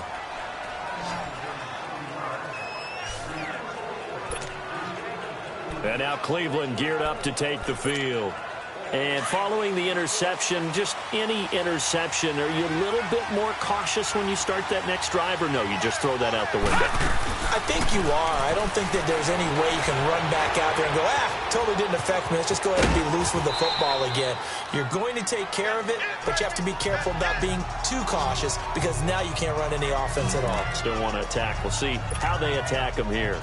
Okay, he's not going to get the first down, but this is still a nice job of buying some time and then running to get to the sideline and get out of bounds and avoid the big hit. They'll run it now out of the gun. And he'll work it across midfield inside the 45. A good play there as the Browns strike. realize what we saw out there. And on that play, I saw a defense staying in base, not taking a chance, not blitzing in a situation where they absolutely need the football back. That's either a case of overthinking it or not thinking it through. If you do blitz, do you have to be careful about where you're coming from, or are you just coming from all angles? You have to be careful about where you're coming from, obviously, but at this stage, you have to take a few chances as well. They get 10 more there, and I believe that'll be enough for another first down. It will. On 1st and 10, Mayfield. And an alley to run. And he'll avoid the tackle there with a slide. 15 more there, and they're on a roll. It's another first down. How many times have we seen this late in the fourth quarter? Because you know the pass rush is getting after him, and they get upfield, get that great push, and what do they create? Space, and he takes off.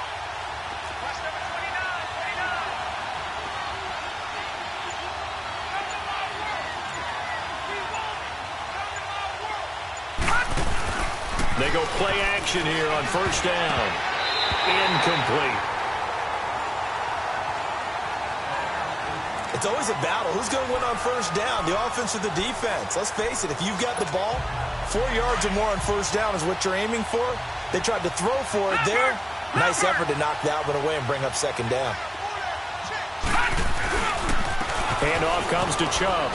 And they'll get him down right around the 16. Tackle there by Alex Anzalone. What a luxury to have a guy like this who can not only spell your starter, but can come in and keep drives going.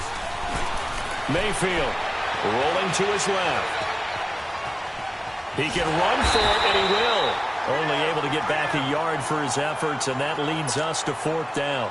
He was able to get away earlier in the drive, but apparently all the time they put in practice finally came to the front, didn't it? They remembered their lessons and found a way to contain him when he took off on that one.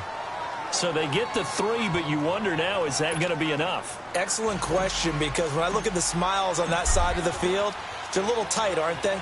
If they had scored a touchdown there, those would be big half-moon grins right now because they'd feel a whole lot better about their position. And a touchdown in the other direction, all of a sudden they're down. And now the Saints get set to trot out there. And last time able to get 3. It's not what they wanted. They wanted 6, but they got at least something. They mustered something out of the drive. They'll take it. I like the way you've described it. Not ideal, but they'll take it. Anything to put some points on the board. But this time on offense, they don't even want to see the field goal kicker trot on the field. They want that ball in the end zone. They'll be going for 6. And they get him down, but not before he takes it across the 40-yard line. This drive starting off on the right foot. 18 yards. Tell you what, he's been able to put the ball in some tight spots all game long. That throw, no different. Yeah, a lot of people would call it a gutsy type of a throw.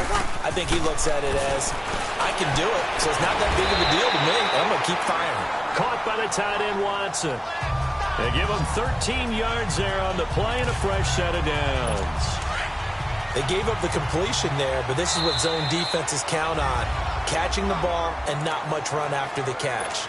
And now a timeout called defensively by the Browns. It's just their first. They'll be down to 2 remaining as we step aside here in the 4th quarter. Now Breeze. And nearly intercepted. That would have been a hat trick, his 3rd pick of the game. Instead, 2nd down. Trying to decipher what's going on out there because I don't know if he's just getting bad reads. I don't know if the defense is confusing him. I don't know if he just has, bad info and intel before he snaps the ball. But he's made some pretty bad decisions with the football lately. Yeah, several bad decisions on the interceptions he's thrown in. Frankly, that should have been another pick right there. That one goes for 13 yards, and it moves the sticks. I know most of the time when the ball's in the air, you're thinking wide receiver, tight end, but running backs, they can be a big part of any passing offense nowadays.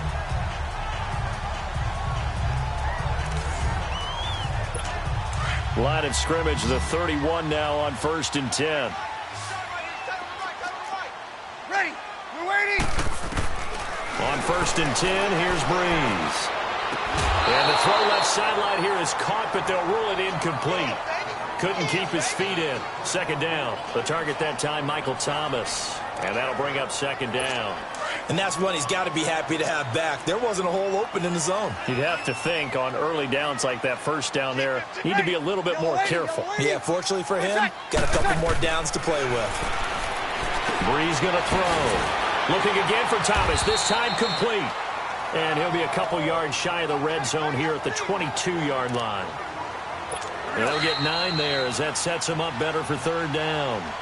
Time for a break. We're back to see what happens after this. So it's Saints football as we get you reset. They face a critical third down now, needing a score here in the late going. Back to throw. On the check down, he finds Kamara. And he's going to have a first down here as he gets this one to the 17-yard line. 5 yards is the pickup there as that extends this drive. He's back to throw. Finds his man, Watson, over the middle. And he couldn't quite get there. Tackled down at the 1. That one good for 17 yards, and now they've got it first and goal. Back to throw. And he can't get a throw off. He's taken down. What a huge play at this point in the game. Myles Garrett in there to drop him as the clock continues to roll. He'll look to throw. And he'll be brought down right on the edge of the goal line at about the 1-yard line. A touchdown-saving tackle there. Now it's third and goal. They'll look to throw. And he is in as they have tied it late here in the final minute of the fourth quarter. Now they can boot it through on the always important extra point, and then their defense has to hold up their end of the bargain. And there's something that you've pointed out in numerous games that we've worked. Okay, the excitement's going on. Everyone's celebrating over there. Who's calling up the defense to make sure they're focused because they still have some work to do? Lutz will look to add the extra point. A very important extra point there, up and good. And that is going to put them on top by a point, and it sets us up for quite a finish. Morstead, the punter, out to kick it off. This fielded at the 2. And he'll take this across the 25. Couple extra yards up to the 27-yard line. And now Cleveland geared up to take the field. They're only in need of a field goal, a decent amount of time on the clock. So tell me if I'm wrong. You don't have to be too panicked here. No, not at all. I agree with you. And this is where your preparation and your confidence comes into play. They've worked on these situations. They practice this all the time, they practice it all the time. They know what they want to get done. And in a lot of cases, the great competitors, they love this situation. They think they can go ahead and get it done. They practiced it. We'll see if practice makes perfect. And this one grabbed by Darren Fells. They call it a gain of 19, and it moves the chains. First down now, but that clock rolling. Here's Mayfield. Underneath for Johnson. Call it a 1-yard gain on the play, and that'll bring up second down. Well, it's tough to be a defender in today's NFL because there's so many things to account for in today's passing game, including the back sneaking out of the backfield. Not quite as bad as a turkey bowl where you have that center-eligible stuff, but still a lot of guys to account for. That'll be incomplete with 9 seconds now showing on the clock. There have been quite a few plays they might look back on and say, we really have hurt ourselves, and that was another example. And this is late-game execution. Everything on the line, so it all has to come together properly. The throw's made. Where's the catch? Got to catch in that spot.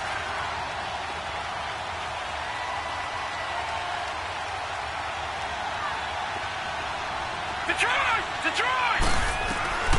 Mayfield to throw. And, a crusher there as it's intercepted. Picked off by Marshawn Lattimore. And he's able to bring it up 5 yards shy of midfield to the 45-yard line. When I saw the pressure coming at him, that just looked problematic. Hit him as he threw it, and the interception ensued. Let me pay homage to the man who stood in this spot before. He always talked about how much pressure is in the face of a guy, and can he step into a throw. And when you can't do that, oftentimes interceptions result. Down to a knee here. The defense still with a couple of timeouts. We'll see if they want to use them. And, Charles, I think when the schedule comes out, all teams, no matter where they're predicted to finish, talk about protecting your home turf. They were able to do that here in this one. Similar to a tennis match, right? Not letting them break your serve. That way you hold on to it. They got it done, and they feel very good about that victory. So for New Orleans, they used a favorable early schedule to their advantage as they move to 2-0. And they'll hit the road.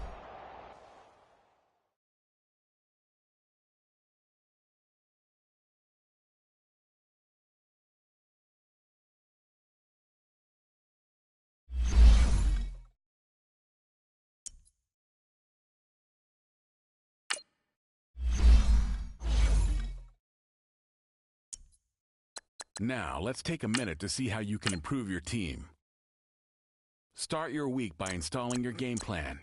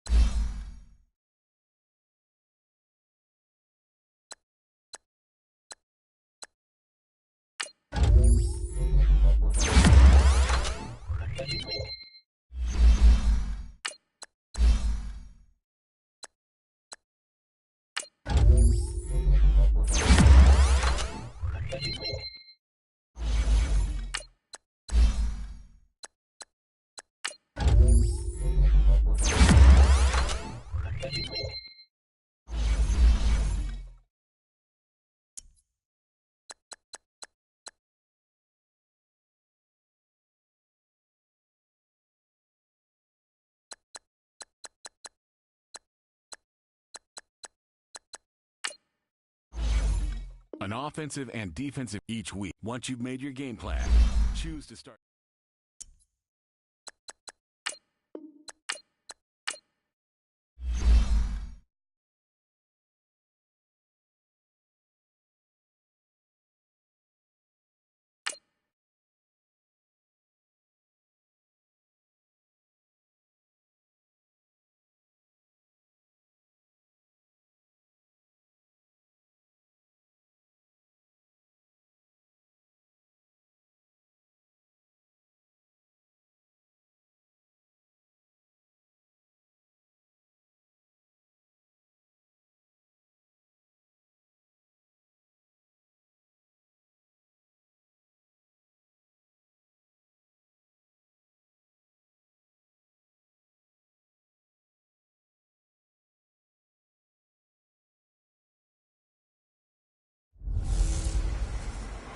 Hey, everybody, it's the Coach. This is Thursday Night Football on EA Sports.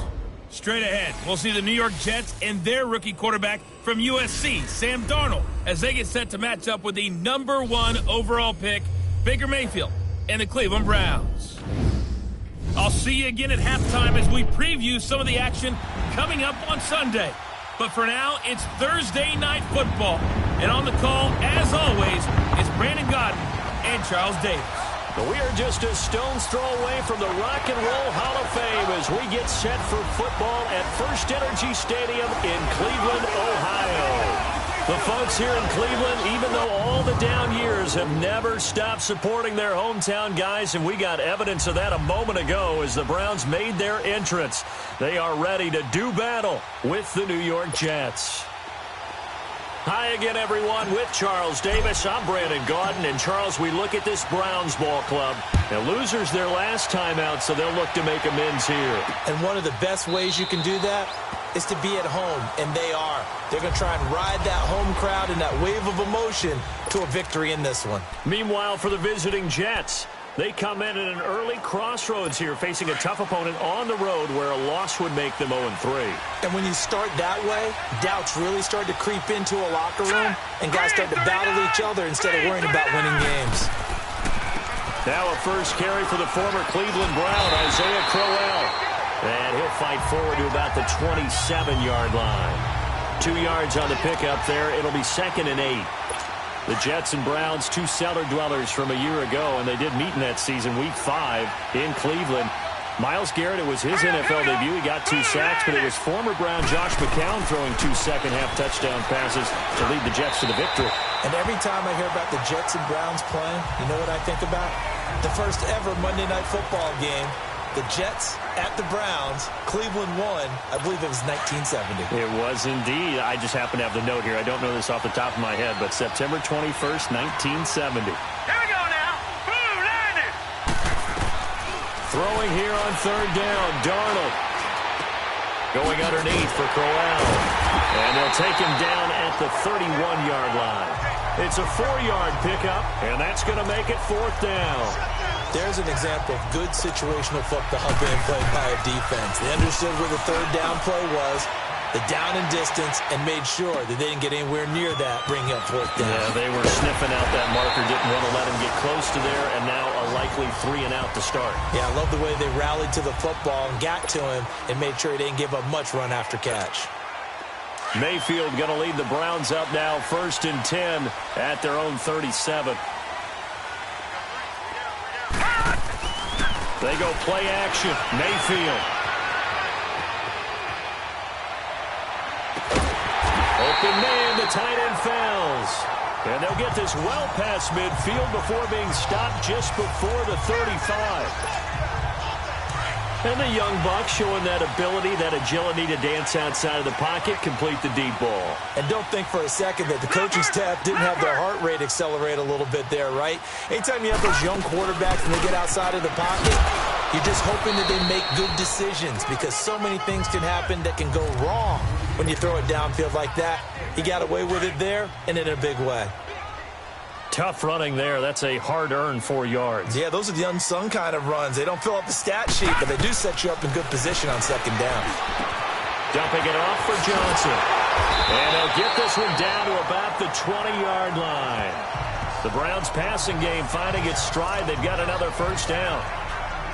So many times you hear today's NFL described as a space game. Get your best players into space with the football in their hands. That's why sometimes you just swing it out to your runner, get him out in the flat, and let him have a chance to make people miss an open field. Let's go. Green 39. Green 39. All right, now look at 56. From the red zone now, Mayfield flush to his right. 11 more yards that go around, a 1st down as well. I think the last 2 plays really illustrate how difficult it is to game plan against this guy because you know he can throw the football, but how about his use of legs as well, what we call those broken plays? You can't account for them. Yeah, those plays, those 2 that you just mentioned, a microcosm really of how he can hurt you. They'll give it to him up the middle, and he is met in his tracks behind the line of scrimmage. Moved back to the 10. They'll try on 2nd and goal here. Mayfield off the play fake. Out to his left. This is caught. And he'll be brought down right on the edge of the goal line at about the 1-yard line. A touchdown saving tackle there. Now it's 3rd and goal. Charles, Thursday night game, I think a lot of teams probably say shrink the playbook somewhat. Is that correct? I think you're right about that because you just don't have the amount of time that you have in a normal week to put in a full playbook. So as you said, you shrink the playbook.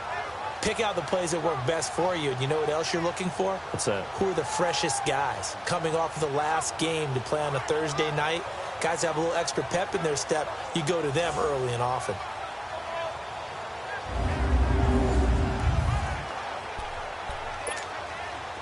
They've gotten it to the 1. Can they get that final yard here on 3rd and goal? From the shotgun, it's Mayfield escaping the pressure right. And he is into the end zone. Touchdown, Cleveland. Seth DeValve, his 2nd touchdown on the season. And the Browns have taken the early lead. And his kick is no good. An inauspicious start here kicking-wise as this one stays a 6-0 game.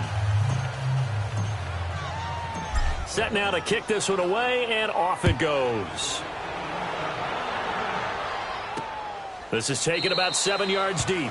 And no run back here. This will be a touchback, and it comes out to the 25-yard line.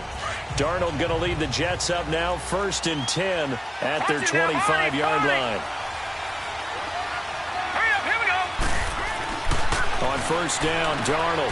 Herndon's got it complete. And he'll get to the 29-yard line, brought down there. That throw good for 4. It's 2nd down. So a look here at the key inactives, and we got this list before the game down on the field. And they tell us the same thing every time, don't they? Next man up. No excuses. Be ready to play. That's the mantra of every organization. The key is having guys on the roster who are capable of filling in and playing at a high level. That's when you know you've drafted well, scouted free agents well, and stocked your team just the way you're supposed to. Sometimes it seems like a tough world out there. Many thought Sam Darnold would go number 1 overall to the Browns, and he fell to number 3 to the New York Jets. I think he fell to a great situation. He gets to go to New York with a rebuilding team, take over the job right then and there.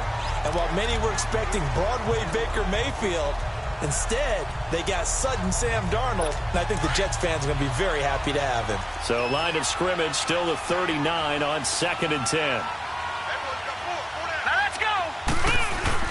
On 2nd and 10, Darnold. He sets to fire deep into heavy traffic, and it's intercepted. Picked up by the Michigan man, Jabril Peppers. And he's able to get it back here to the 43-yard line. Well, they didn't exactly show patience there, did they? Just down a score, they come out firing right away and compound things by throwing an interception. They put their defense in a really tough spot. And he'll get this out past the 45 to the 47.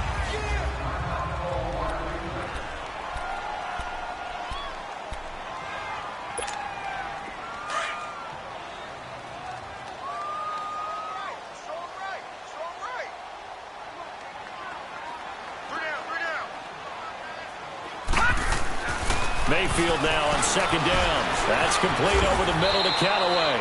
And he'll be brought down at the 48-yard line. That catch good for 5. It's 3rd down.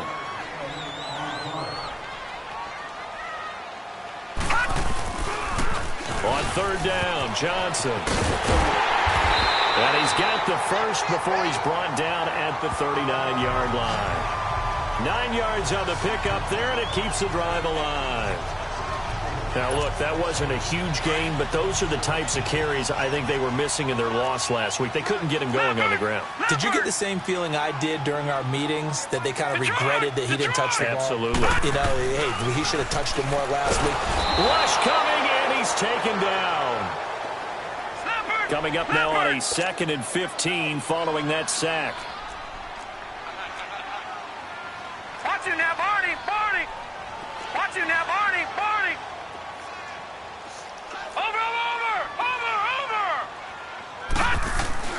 Mayfield to throw it.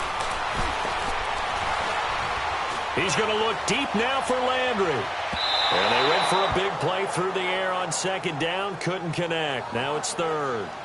Quarterbacking 101. Never force the ball into double coverage, especially not this close to the goal line. The windows are so tight, you just don't want to force it in there because it could be tipped up and picked off. Forced out to his left. Finding Fouts complete. And they'll wind up getting this one all the way down inside the 20.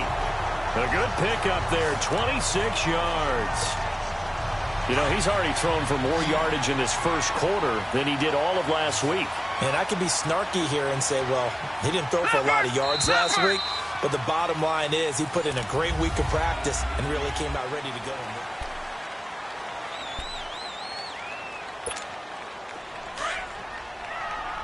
No, check, Patriot!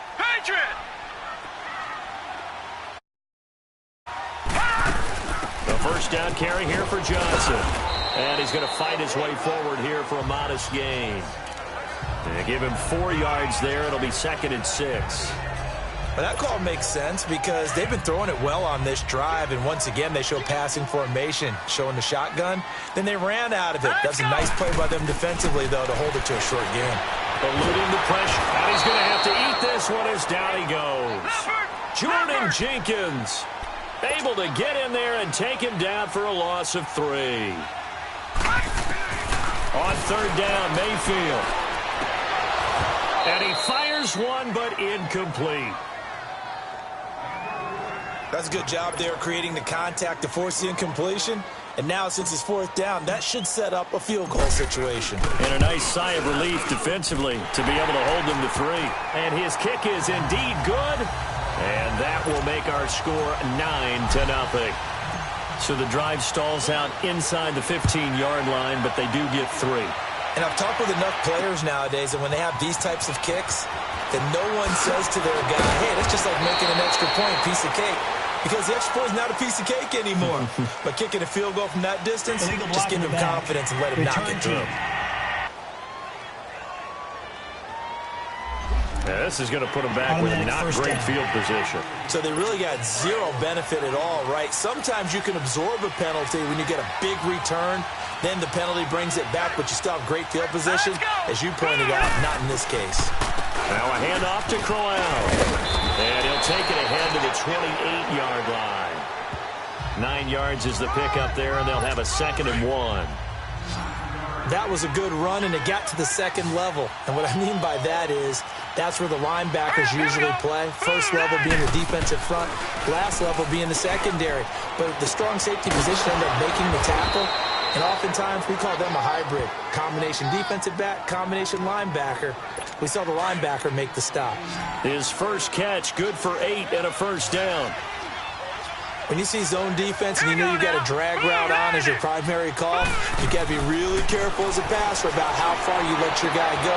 Into heavy traffic, and it's intercepted. Picked off at the 46. And his crew will take over at their own 45-yard line. He's on quite the interception run. He had 2 last week, another one here. Remember, he's not a DB, he's a linebacker. But how many of those linebackers started as DBs and pumped themselves up into being linebackers? So the ball skills are the same, right? The coverage skills and responsibilities are the same, and he is paying it off in a big, big way. And now Cleveland geared up to take the field. And they split the uprights last time for 3. They've got the lead. They're not going to play this conservative. They're not hoping for another field goal. They're hoping for a touchdown. I'm with you on that one. I like where your head is. I like the way you're thinking because you're exactly right. Trying to sit on a lead and play that way, that doesn't work too well for most teams. Run your offense. Run what you do best. Exactly. Put it all the way down and try to increase your lead in a big way. And the best way to do it, touchdowns. They tried a quick hitter inside, but that one was swallowed up because what they're hoping, this big defensive lineman will take the bait and move laterally and open up a crease that they can run through. Didn't happen on that play. And Callaway taking it in left side. And he takes this just a few yards shy of the red zone before going out. He got 29 yards that time. I always laugh when people say, what's the toughest route to defend?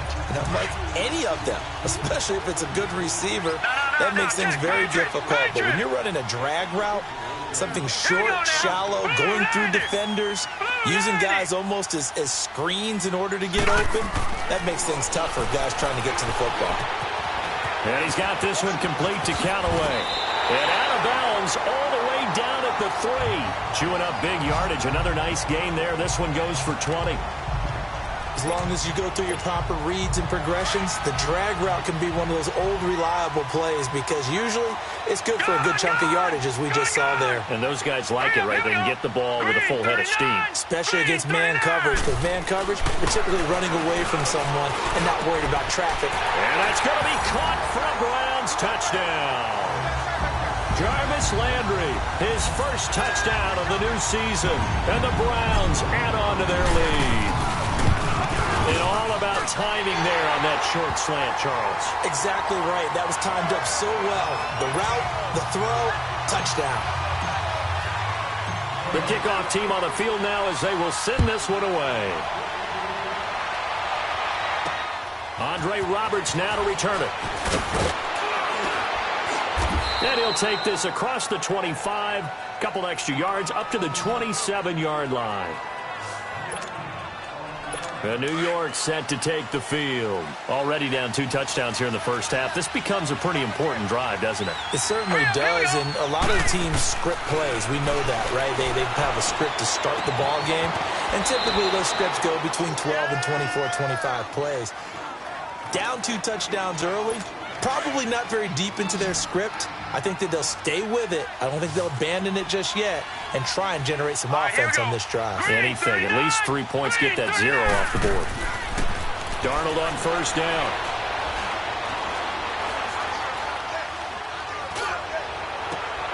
The grab made by Curse over the middle.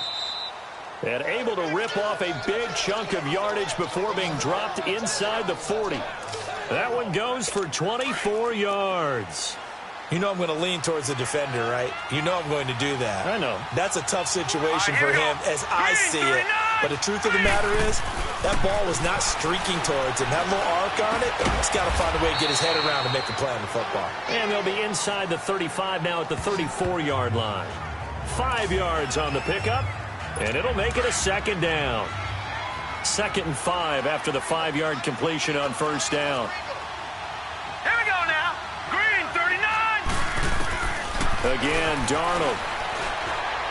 And his throw is incomplete. He was trying to get it to Jermaine Curse, and it's 3rd and 5. Well, one thing that I've liked defensively is that they've shown him a lot of different looks here in the first half. They come after him. They've sat back. I think that's what you need to do to keep an offense guessing. And they certainly have kept them on their toes. That's why they haven't had much success on the scoreboard. And he couldn't hang on to it through the contact. Incomplete. It's easy to see when we review this that the ball needs to come out quicker, because if you don't throw it right on the break, you bring a crowd of people into the equation. And that's why it got knocked away there. And Myers able to knock it through, and they'll at least get on the board here, still trailing, but 16-3 now. Now, that's something of a pick-me-up, and the offense certainly has struggled, but they do get the field goal before half to put 3 on the board. Yeah, you don't want to be shut out, but let's face it, those 3 points, that's not going to solve all their problems either. And he'll probably wish he'd reconsidered here. It will cost him 10 yards as he's down at the 15. Well, conventional football 101, tells us if you don't get it back to the 20-yard line on a kickoff return, that's a disappointment. But some of these teams, special teams coaches, with approval by the head coach, they give them full authority to go ahead and bring it out and try to be aggressive. Almost what we call the green light, red light theory. Green light means go. And he's going to be taken down, sacked back at the 2. 1:58 to go in this first half of play. More from Cleveland after this. Coming up at the half, a reminder, we go back to Orlando to check in with Jonathan Coachman and have a look back at our first half, as well as a look ahead to what's coming up later this weekend. Out of his end zone, Mayfield. That's taken in by Callaway. And he gets it up to the 10-yard line here. Now here's a timeout defensively. Defensive timeout called by the Jets. It's just their first, so they'll have 2 remaining here before we get to halftime.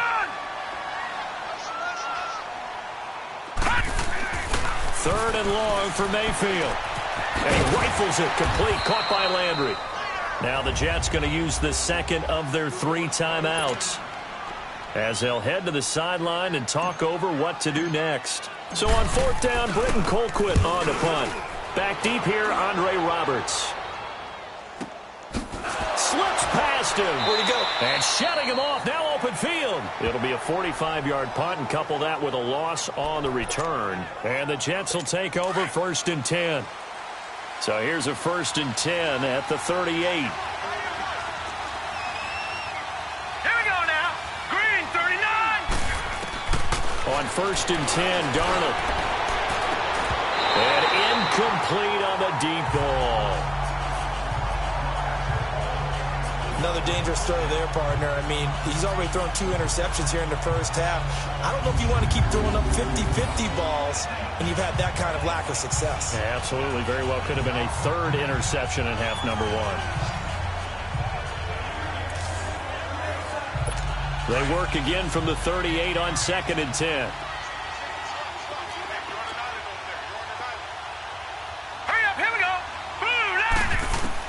Back to the air, Darnold on 2nd down.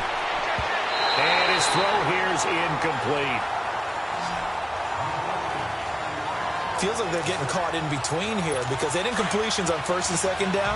Now you got to worry a little bit about the clock because you prefer not to give them another shot here in the first half. Here we go. But if you don't pick up the first down, guess what? You're likely going to have to.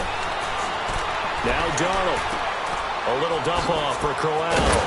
And he'll be brought down right at the 45-yard line. And now a timeout called defensively by the Browns, as they'll head to the sideline and talk over what to do next. All right, so the timeout over and all 11 men back out onto the field for the defense. Here's Lachlan Edwards now, as he'll kick it away for the second time. And that one hits at the 7, but bounds into the end zone, and that'll be a touchback. Baker Mayfield leads the offense out for their next possession. And he's been good. 2 first-half touchdown passes, no interceptions so far. Does a lot for your confidence. Does a great deal for your team. Gives them a lead, and they're feeling really good about how they're playing. I think he expects to throw at least another one. I was going to say, now he wants the first-half hat trick, doesn't he? Oh, without a doubt. Go ahead and fling him on the field, folks. He wants that type of celebration. That's very well timed there defensively because it's not a bad throw, but the collision came at the exact time he was reaching to bring in the football. Really, really well done. And he can't get rid of it. He's taken down. Leonard Williams able to drop him for a loss of 4. The amount of sacks that they've absorbed in this game is absolutely extraordinary. Let's just face it. This offensive line, flat out, cannot handle this pass rush. It's been demonstrated time and time again. The Browns on third down. They've converted 3 out of 5 thus far. This is 3rd and 14. All right, here we go. Blue 90. Blue 90. Throwing, Mayfield. He rifles one that's intercepted. Picked off by Tremaine Johnson.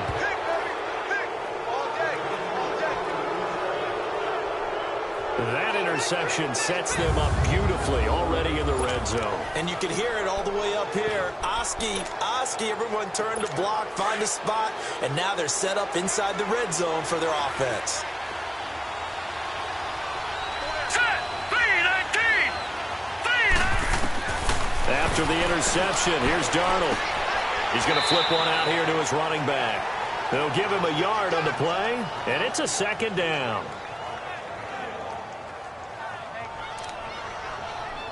They only got a yard out of that last completion, and that makes this 2nd and 9. All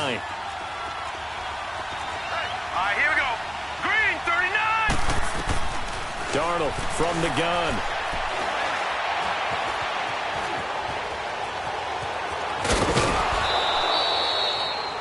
Call it a pickup of 7, and all of a sudden here it's 3rd down.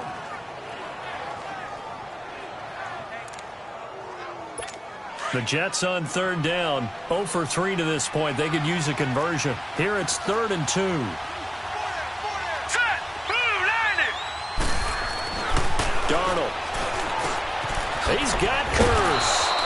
And the athleticism on the spin move allows him to pick up the first before he's brought down.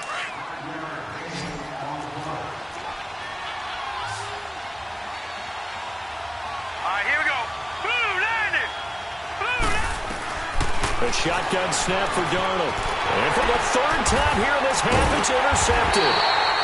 Picked off by the linebacker, Joe Schobert. And his guys have got it back at the closing stages of the first half.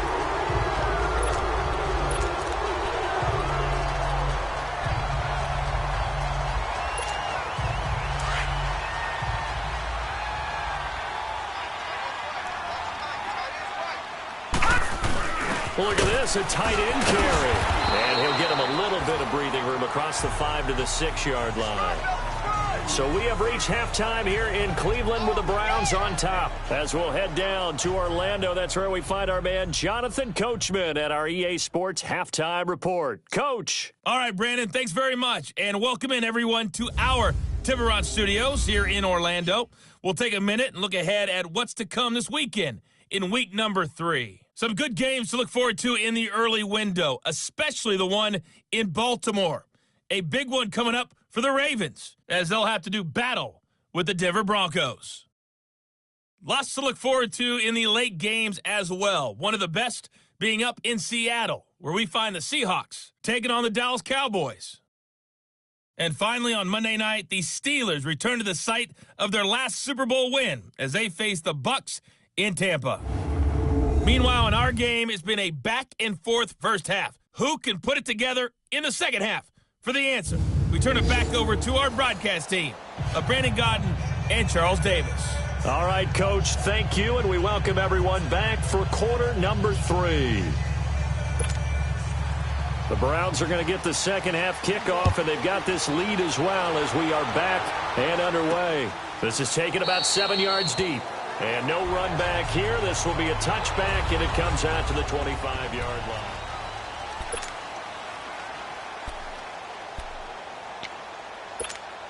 Here's the Browns offense now getting set to start off this third quarter. This is sort of what you would call a put-away drive, isn't it? They score here, especially a touchdown. It's almost out of reach. It certainly feels that way, and I think that they're going to call their plays accordingly, because what you really want to do, even though you know the scoreboard is still up there and the game's going to go on, in fact, you can take the spirit away from another team, that their drive and will to come back and win can be taken with another score right here. Still third quarter, but you just get that feel. Yeah, the teams are right there on the brink, aren't they? And now a throw on first down there, but it's incomplete.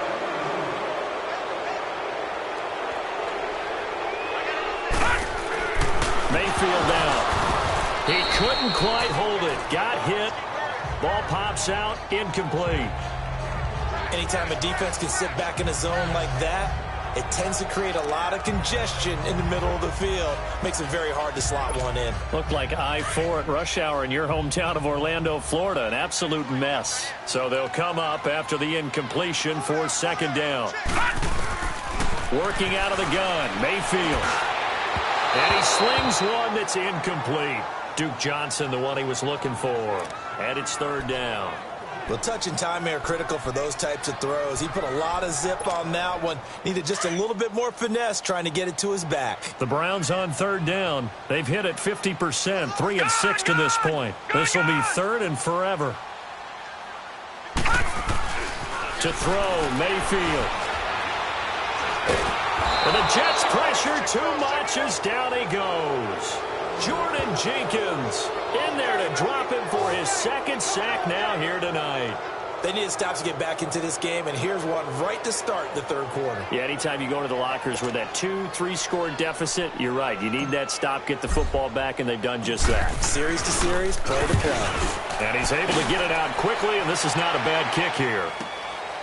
Fielded at the 43.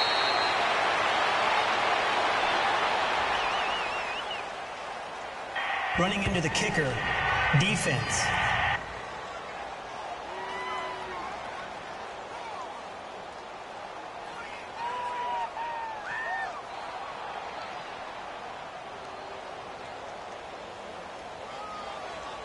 Wait a second, that's got to be a mistake. They declined it. That doesn't make any sense, right? I mean, it doesn't at all, because you want that penalty. All right, they just picked up a first down, right?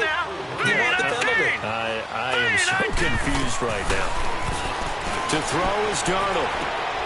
Herndon's got it complete.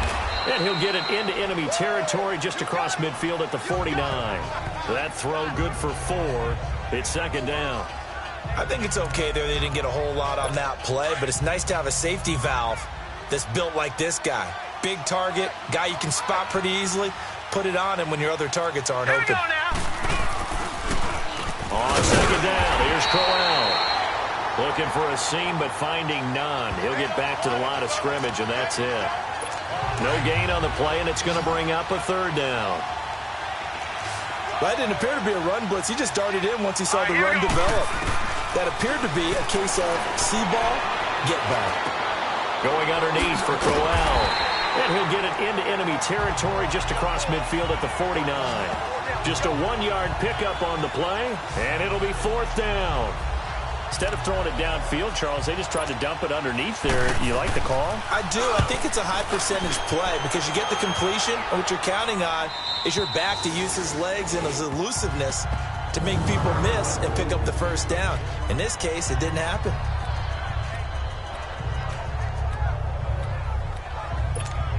And now Cleveland geared up to take the field. They're going to have to go at least 50, 60 yards here if they want to ensure that they don't have to punt the ball like they did last time. Yeah, so what you're saying is we're not playing to just get out of the shadow of your own goal line, right? You're playing to make sure. And he coughs up the football near his own goal line. And he's into the end zone. Touchdown, Jets.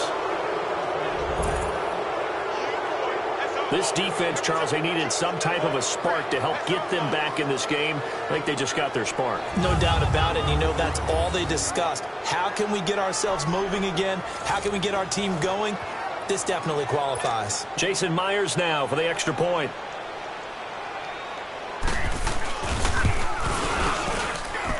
Myers connects on the PAT, and that will get him one closer. So here's the kickoff now as they'll get it again following that fumble return for a score. This is taken about 7 yards deep.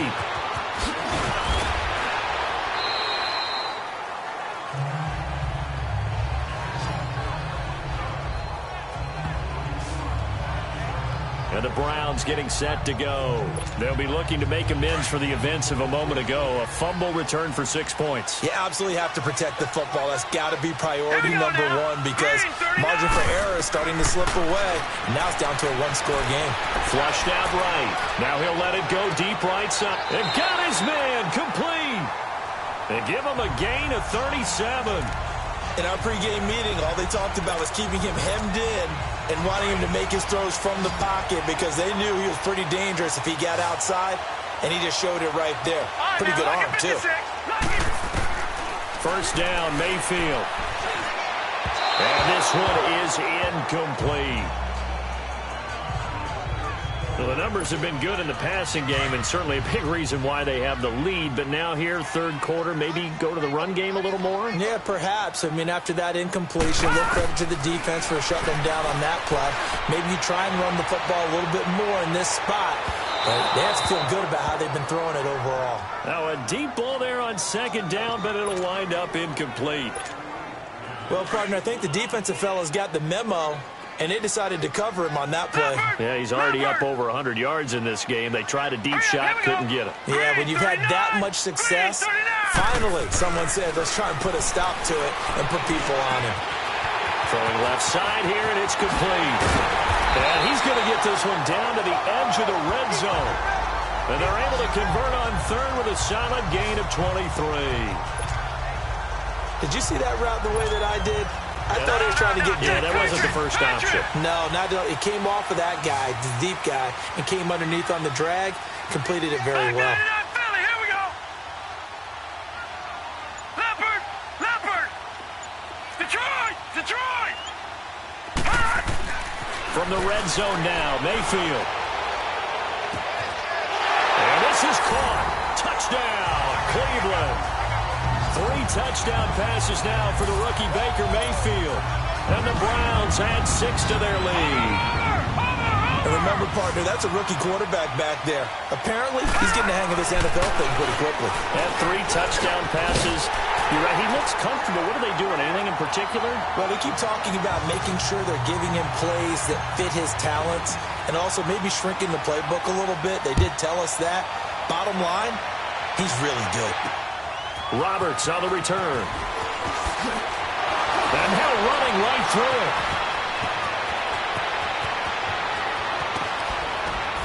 And he's going to take this all the way down inside the 40.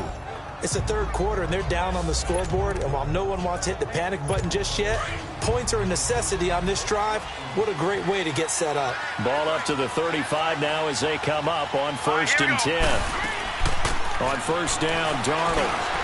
It's caught by Quincy Enunwa. And he'll go down at the 28. 7 yards, the pickup on the pitch and catch. Able to get 7 on that first down pass play. 2nd and 3. Now let's go. Blue landed. Out of the shotgun, here's Darnold. It's caught on the left side by Kurz. And he'll go down here right around the 23-yard line. The 5 yards on the play there as the drive will continue.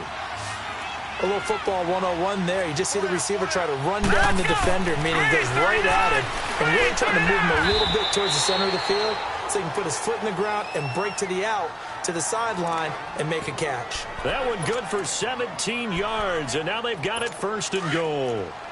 Gotta love the catch. I think you gotta love the gloves as well. Yeah, these one-handed catches, that was great, and they're fun. They become a little more ho-hum like that. Yeah, they really are. And I know that it sounds like we're taking credit away from the guys, and we don't mean that at all. They really work hard on this one-handed catch thing, but I think the gloves have to be helping in a big way.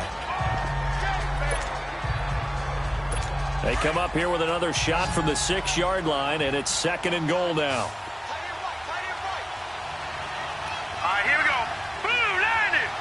Blue landed. Here's Darnold. And that one almost intercepted. Far too loose with the football here. Nearly a 4th pick.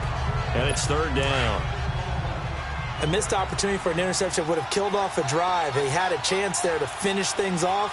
Didn't get it done. I guess that's why a lot of those guys did not play offense. Now Darnold on 3rd and goal.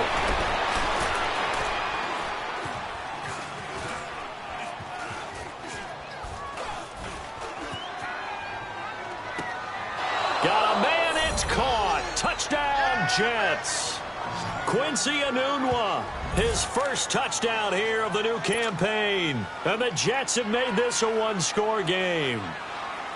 Well, this offense only mustered 3 points in the first half on that field goal. They picked up the pace now, 2 third-quarter touchdowns. Yeah, you remember that appearance we had last week in front of that crowd, and they asked about halftime adjustments and all that was going on. And remember what I said, it's not always an adjustment at halftime. Sometimes just remembering the game plan and playing better, tuning it up and just working through it methodically, they got it done in this case. Of course, I'll always remember that appearance because I had on a brown belt with black shoes, and you pointed that out in front of the crowd. So thanks for that. I said that out loud? You did. My bad. They were trying to create some space to run. They created the penalty. And you work on it so much. You work on it so hard. But it's tough to simulate game speed in practice. That often runs you into a penalty. So the special teams penalty cost some yardage there as they come out on 1st and 10. Leopard! Gone! On 1st and 10, Mayfield being chased out left. And seeing no options, he just tosses this one away incomplete. Now that'll bring up 2nd down. What's the old adage? Be quick, but don't hurry. Well, that went right out the window there. He was hurried, harassed. That ball had to be gotten rid of, otherwise he was going to get sacked. A 2nd down throw for Mayfield. That's complete over the middle to Callaway. And he works it across the 25 before being tackled. A good pickup there for the Browns, 15 yards. Doesn't matter whether it's a zone coverage or man coverage, the drag route can be effective when it's run well. Here we go now. 319. 319. A 1st down throw for Mayfield. And Callaway taking it in left side. That throw good for 4. It's 2nd down. 4 yards on that last completion, so that sets up 2nd and 6. Now a handoff. Johnson. 2 yards the gain there, and now they're left with a 3rd and about 4 for a first. In the first half, he was held in check on the ground, but despite that lack of production, they still have the lead. Yeah, and they've got to feel fortunate about that. If they could actually get production from their lead horse, that would help open up this offense and widen this margin, too. 1 quarter remains here in this Thursday night matchup. We'll return with more after this break. You're watching the NFL on EA Sports. And we're back now here in Cleveland. It's the Browns football, and they've got the lead here as we start quarter number 4.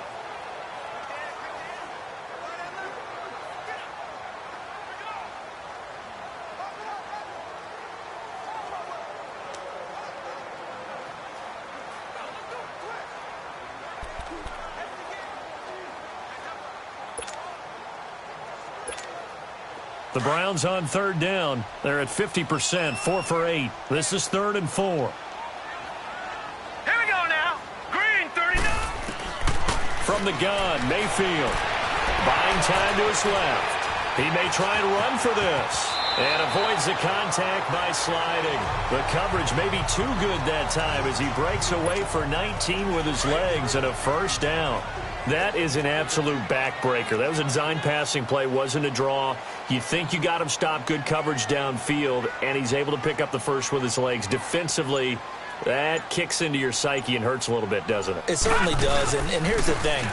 Anytime you give up a first down, it hurts you psychologically, but it hurts more when they get it this way because you've covered everything. He didn't have any place to throw the football. He takes off running and picks it up anyway, and now you have to stay on the field for an extra set of downs. And really could have used that stop trailing here in the fourth.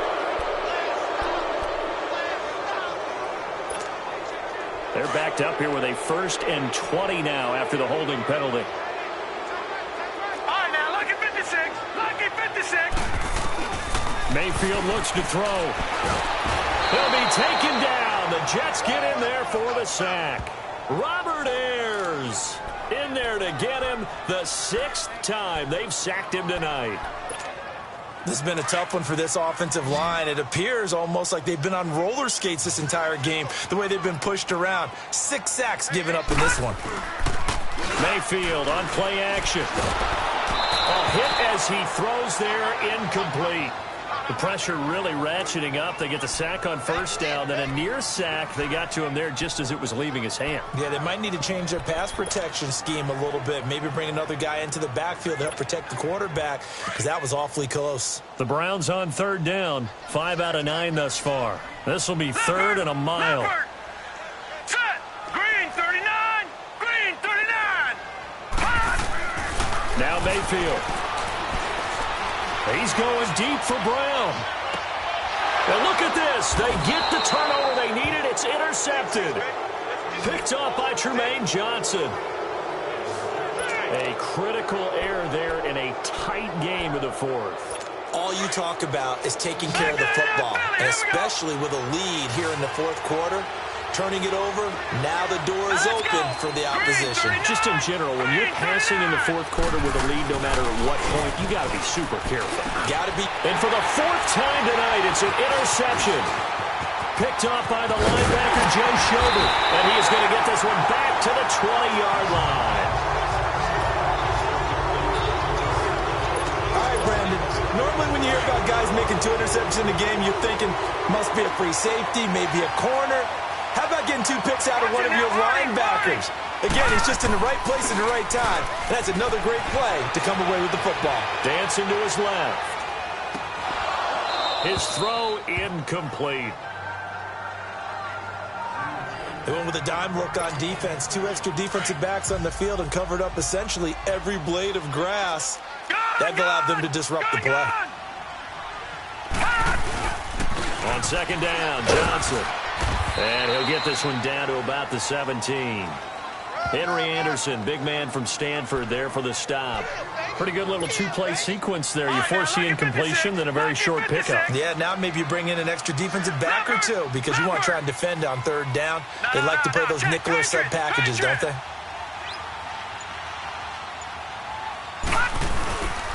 On 3rd down, it's Nick Chubb. And he'll take this one down near the 15. Just a gain of 2 there, and it's going to bring up a 4th down. Well, with the fumble he had earlier, we know how key keeping the football is here. That fumble earlier probably at the forefront of his mind. Just hold on to this thing. It's also at the forefront of the mind of the guys who are trying to get the ball from him. And since they've seen him drop it on the ground before, they're doing everything possible to have him do it again. They need that turnover. And his kick is right there. It's good. And that will push the lead up to double digits now at 10. So his 2nd field goal of the game, and that could turn out to be the big one. Yeah, you have to make them score twice to beat you, and that's not impossible. But here in the 4th quarter, puts their backs clearly against the wall. And no run back here. This will be a touchback, and it comes out to the 25-yard line. Sam Darnold leading the offense out for their next possession. With his guys trailing here in the 4th, he can ill afford a repeat of the interception that ended the last drive. Yeah, you're 2 scores down. You take it upon yourself now to play perfect or near perfect football if you want to get your team back into the game. But it's also tough to do when you're trying to avoid errors, yet still play perfect football. 15 yards is the pickup there, and the drive starting very nicely. 1st down. Correct me if I'm wrong. Yeah, you're down 2 scores. I don't think you need to rush just yet, but you can't take your time either. Yeah, even if you don't want to commit to full 2-minute offense, you have to up the tempo, up the urgency. Maybe you're starting to call 2 plays in a huddle each time you snap the ball. Got an open man. It's a noon one. And he'll go down right around the 47 this time. 7 yards, the pickup on the pitch and catch. They're giving those short little routes. Tackled him in bounds, too. They're just not wanting to get beat over the top. Yeah, and if you can't really get downfield, take the short routes. But now you got to have guys who can actually break tackles and increase those gains. Quick hitter here. It's complete. And he's able to get this one down to the 40-yard line. Holding offense.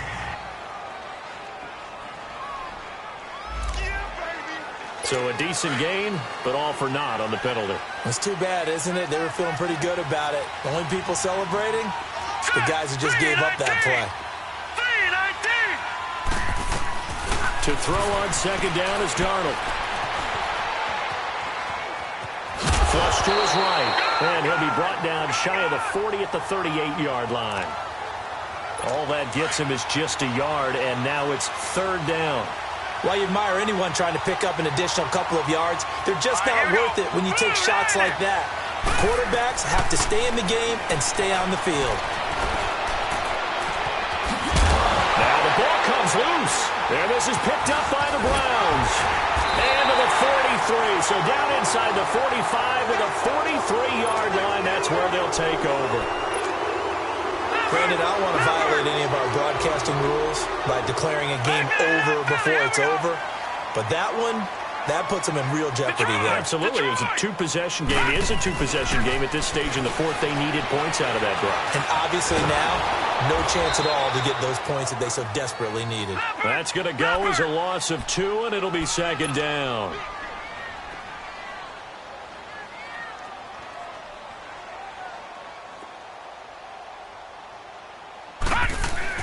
Second down, Mayfield escaping the pressure right.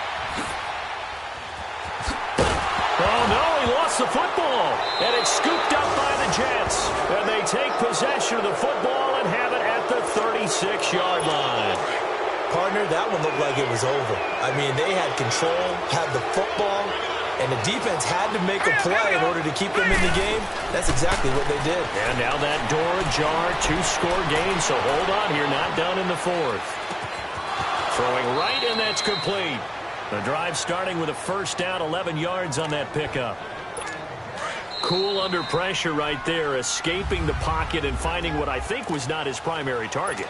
And some of these guys are just so comfortable getting outside of the pocket that they'll do it on purpose. It doesn't even need to be a breakdown. They move, and they know it affects the defense, because a lot of times you get lost in coverage in the secondary, and I think you're exactly right. Wasn't his primary target. Found a secondary guy who sprang open, probably because of his movement out of the pocket. Now Darnold. Oh, he's able to outmuscle him here as he pulls it in. A good pickup there, a 22.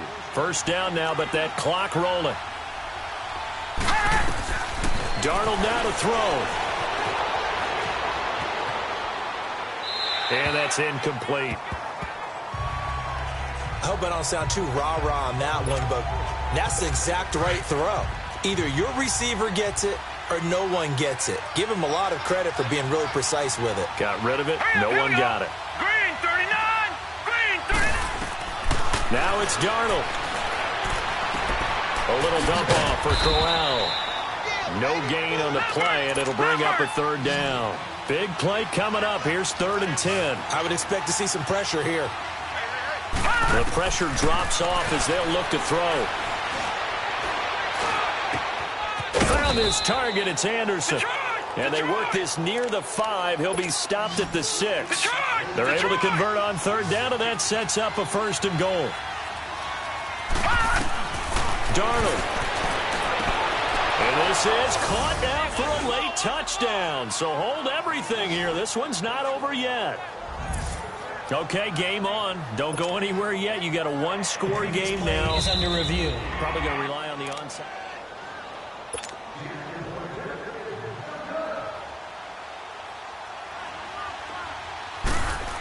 They had to go to the monitor, get an extra look. That's what the technology is for. And this touchdown will count. Extra point up and through by Myers. And now things get a bit more interesting here in this fourth quarter. So there is still time, a little over 50 seconds to go, but this becomes a critical onside kick. Now the Browns will use the first of their 3 timeouts. That'll leave them with 2 remaining. We'll be back after this. And this is going to be recovered by the hands team. And that should just about put a capper on this one. Well, fourth quarter, they felt like they needed the football back. Unfortunately, they couldn't get it. And I know we brought analytics into the game, and someone has said here that the data says that when a team's expecting an onside kick, 80% of the time, it's... Oh, no, he lost the football. And the Jets have recovered.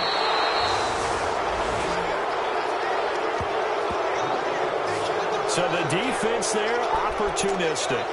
It's nice to give them credit, isn't it? Because so many times it's more a matter of what the offensive guy didn't do. Didn't secure the ball, didn't cover up. In this case, let's just give credit to where it belongs. Knocked it free, made a big play. He'll look to throw. And too much juice. It'll be out of bounds, incomplete. He was looking for Quincy Enunwa that time, and it's second down. This defense has watched their lead dwindle away. This is where they really need to bow up.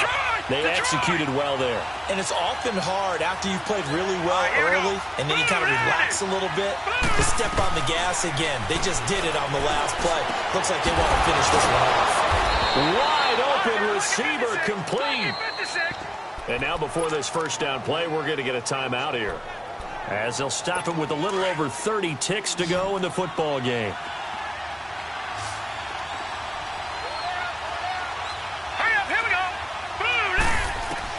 They'll look to throw. Enunwa's got it, complete. And he'll be brought down, it looks like right at the 40. And before this second down play, we'll get a whistle, a signal, and a timeout, as they get it with 26 seconds to go in the football game. Let's go! Blue 90! Blue 90! Back to throw. And he hits Herndon over the middle. And they'll wind up getting this one all the way down inside the 20. And now the Browns are going to take another timeout. That'll leave them with just 1 remaining in this fourth quarter of play. Hurry up, here we go! 3, 19! A first down carry now for Crowell. And able to push his way forward here for a good little gain. He'll get a nice chunk there on the first down run, and it's 2nd and 4. 10 seconds to go.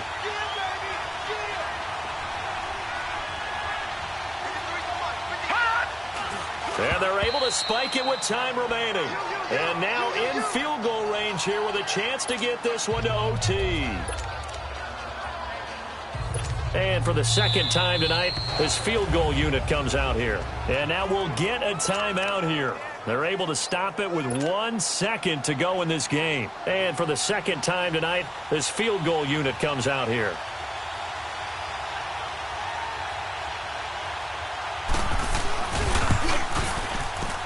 And his kick is good. And here in overtime, if the team that receives the ball scores a touchdown, it's over. If they don't, we can still have some more football. That's exactly right. If they go down and kick a field goal, the other team gets a possession to either match it or score a touchdown to win the ball game. If both teams kick field goals, the next team to score wins. But if the receiving team throws a pick six or fumbles the ball and it gets picked up by the defense and they score, the game is over at that point. This will be fielded at the 6. And nice work on the return as they'll start their drive just past the 30-yard line. The Browns offense trotting back onto the field. They control their own destiny here. They have the football in overtime. Obviously, a touchdown would win it. And I think teams around the league are still adjusting to the idea of going downfield, scoring a touchdown wins the game, because they were used to just going downfield and trying to get in field goal range to win a game. Still having to make that transition. Let's face it now, the ones who are doing it best know they need to go down, attack, put the ball in the end zone, and not leave it up to a field goal and give the other team a chance. Yeah, as we said, they control their own destiny now. They stay on the ground on first with Johnson. And he'll be brought down at the 50 after a gain of about 5. And now it looks like they're going to be in the hurry-up.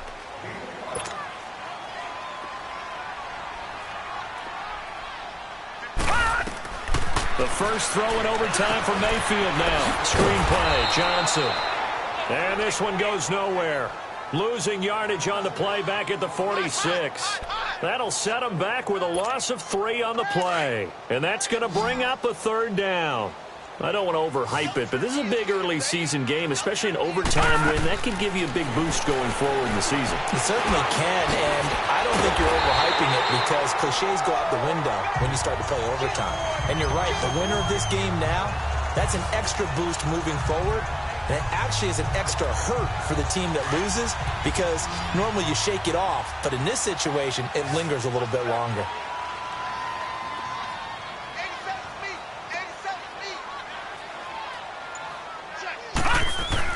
First down, Mayfield.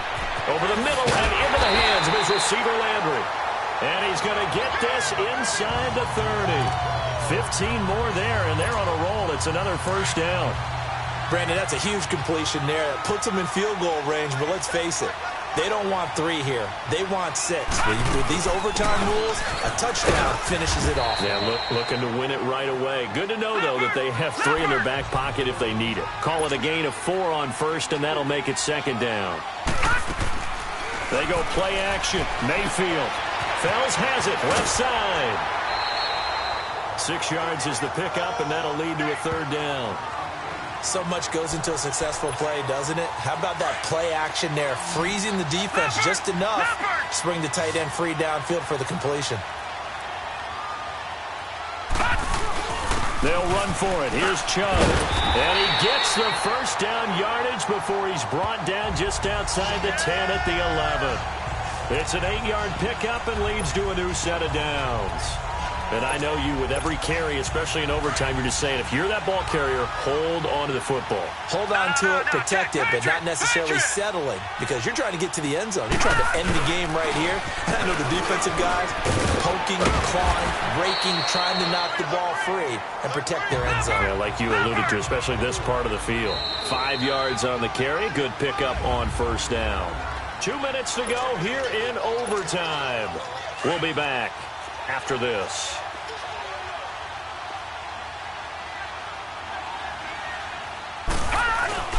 A give. This is Chubb. And he's into the end zone for the touchdown and the game winner in OT. Partner, a great game that we got to see and making it extra special. Not only did I...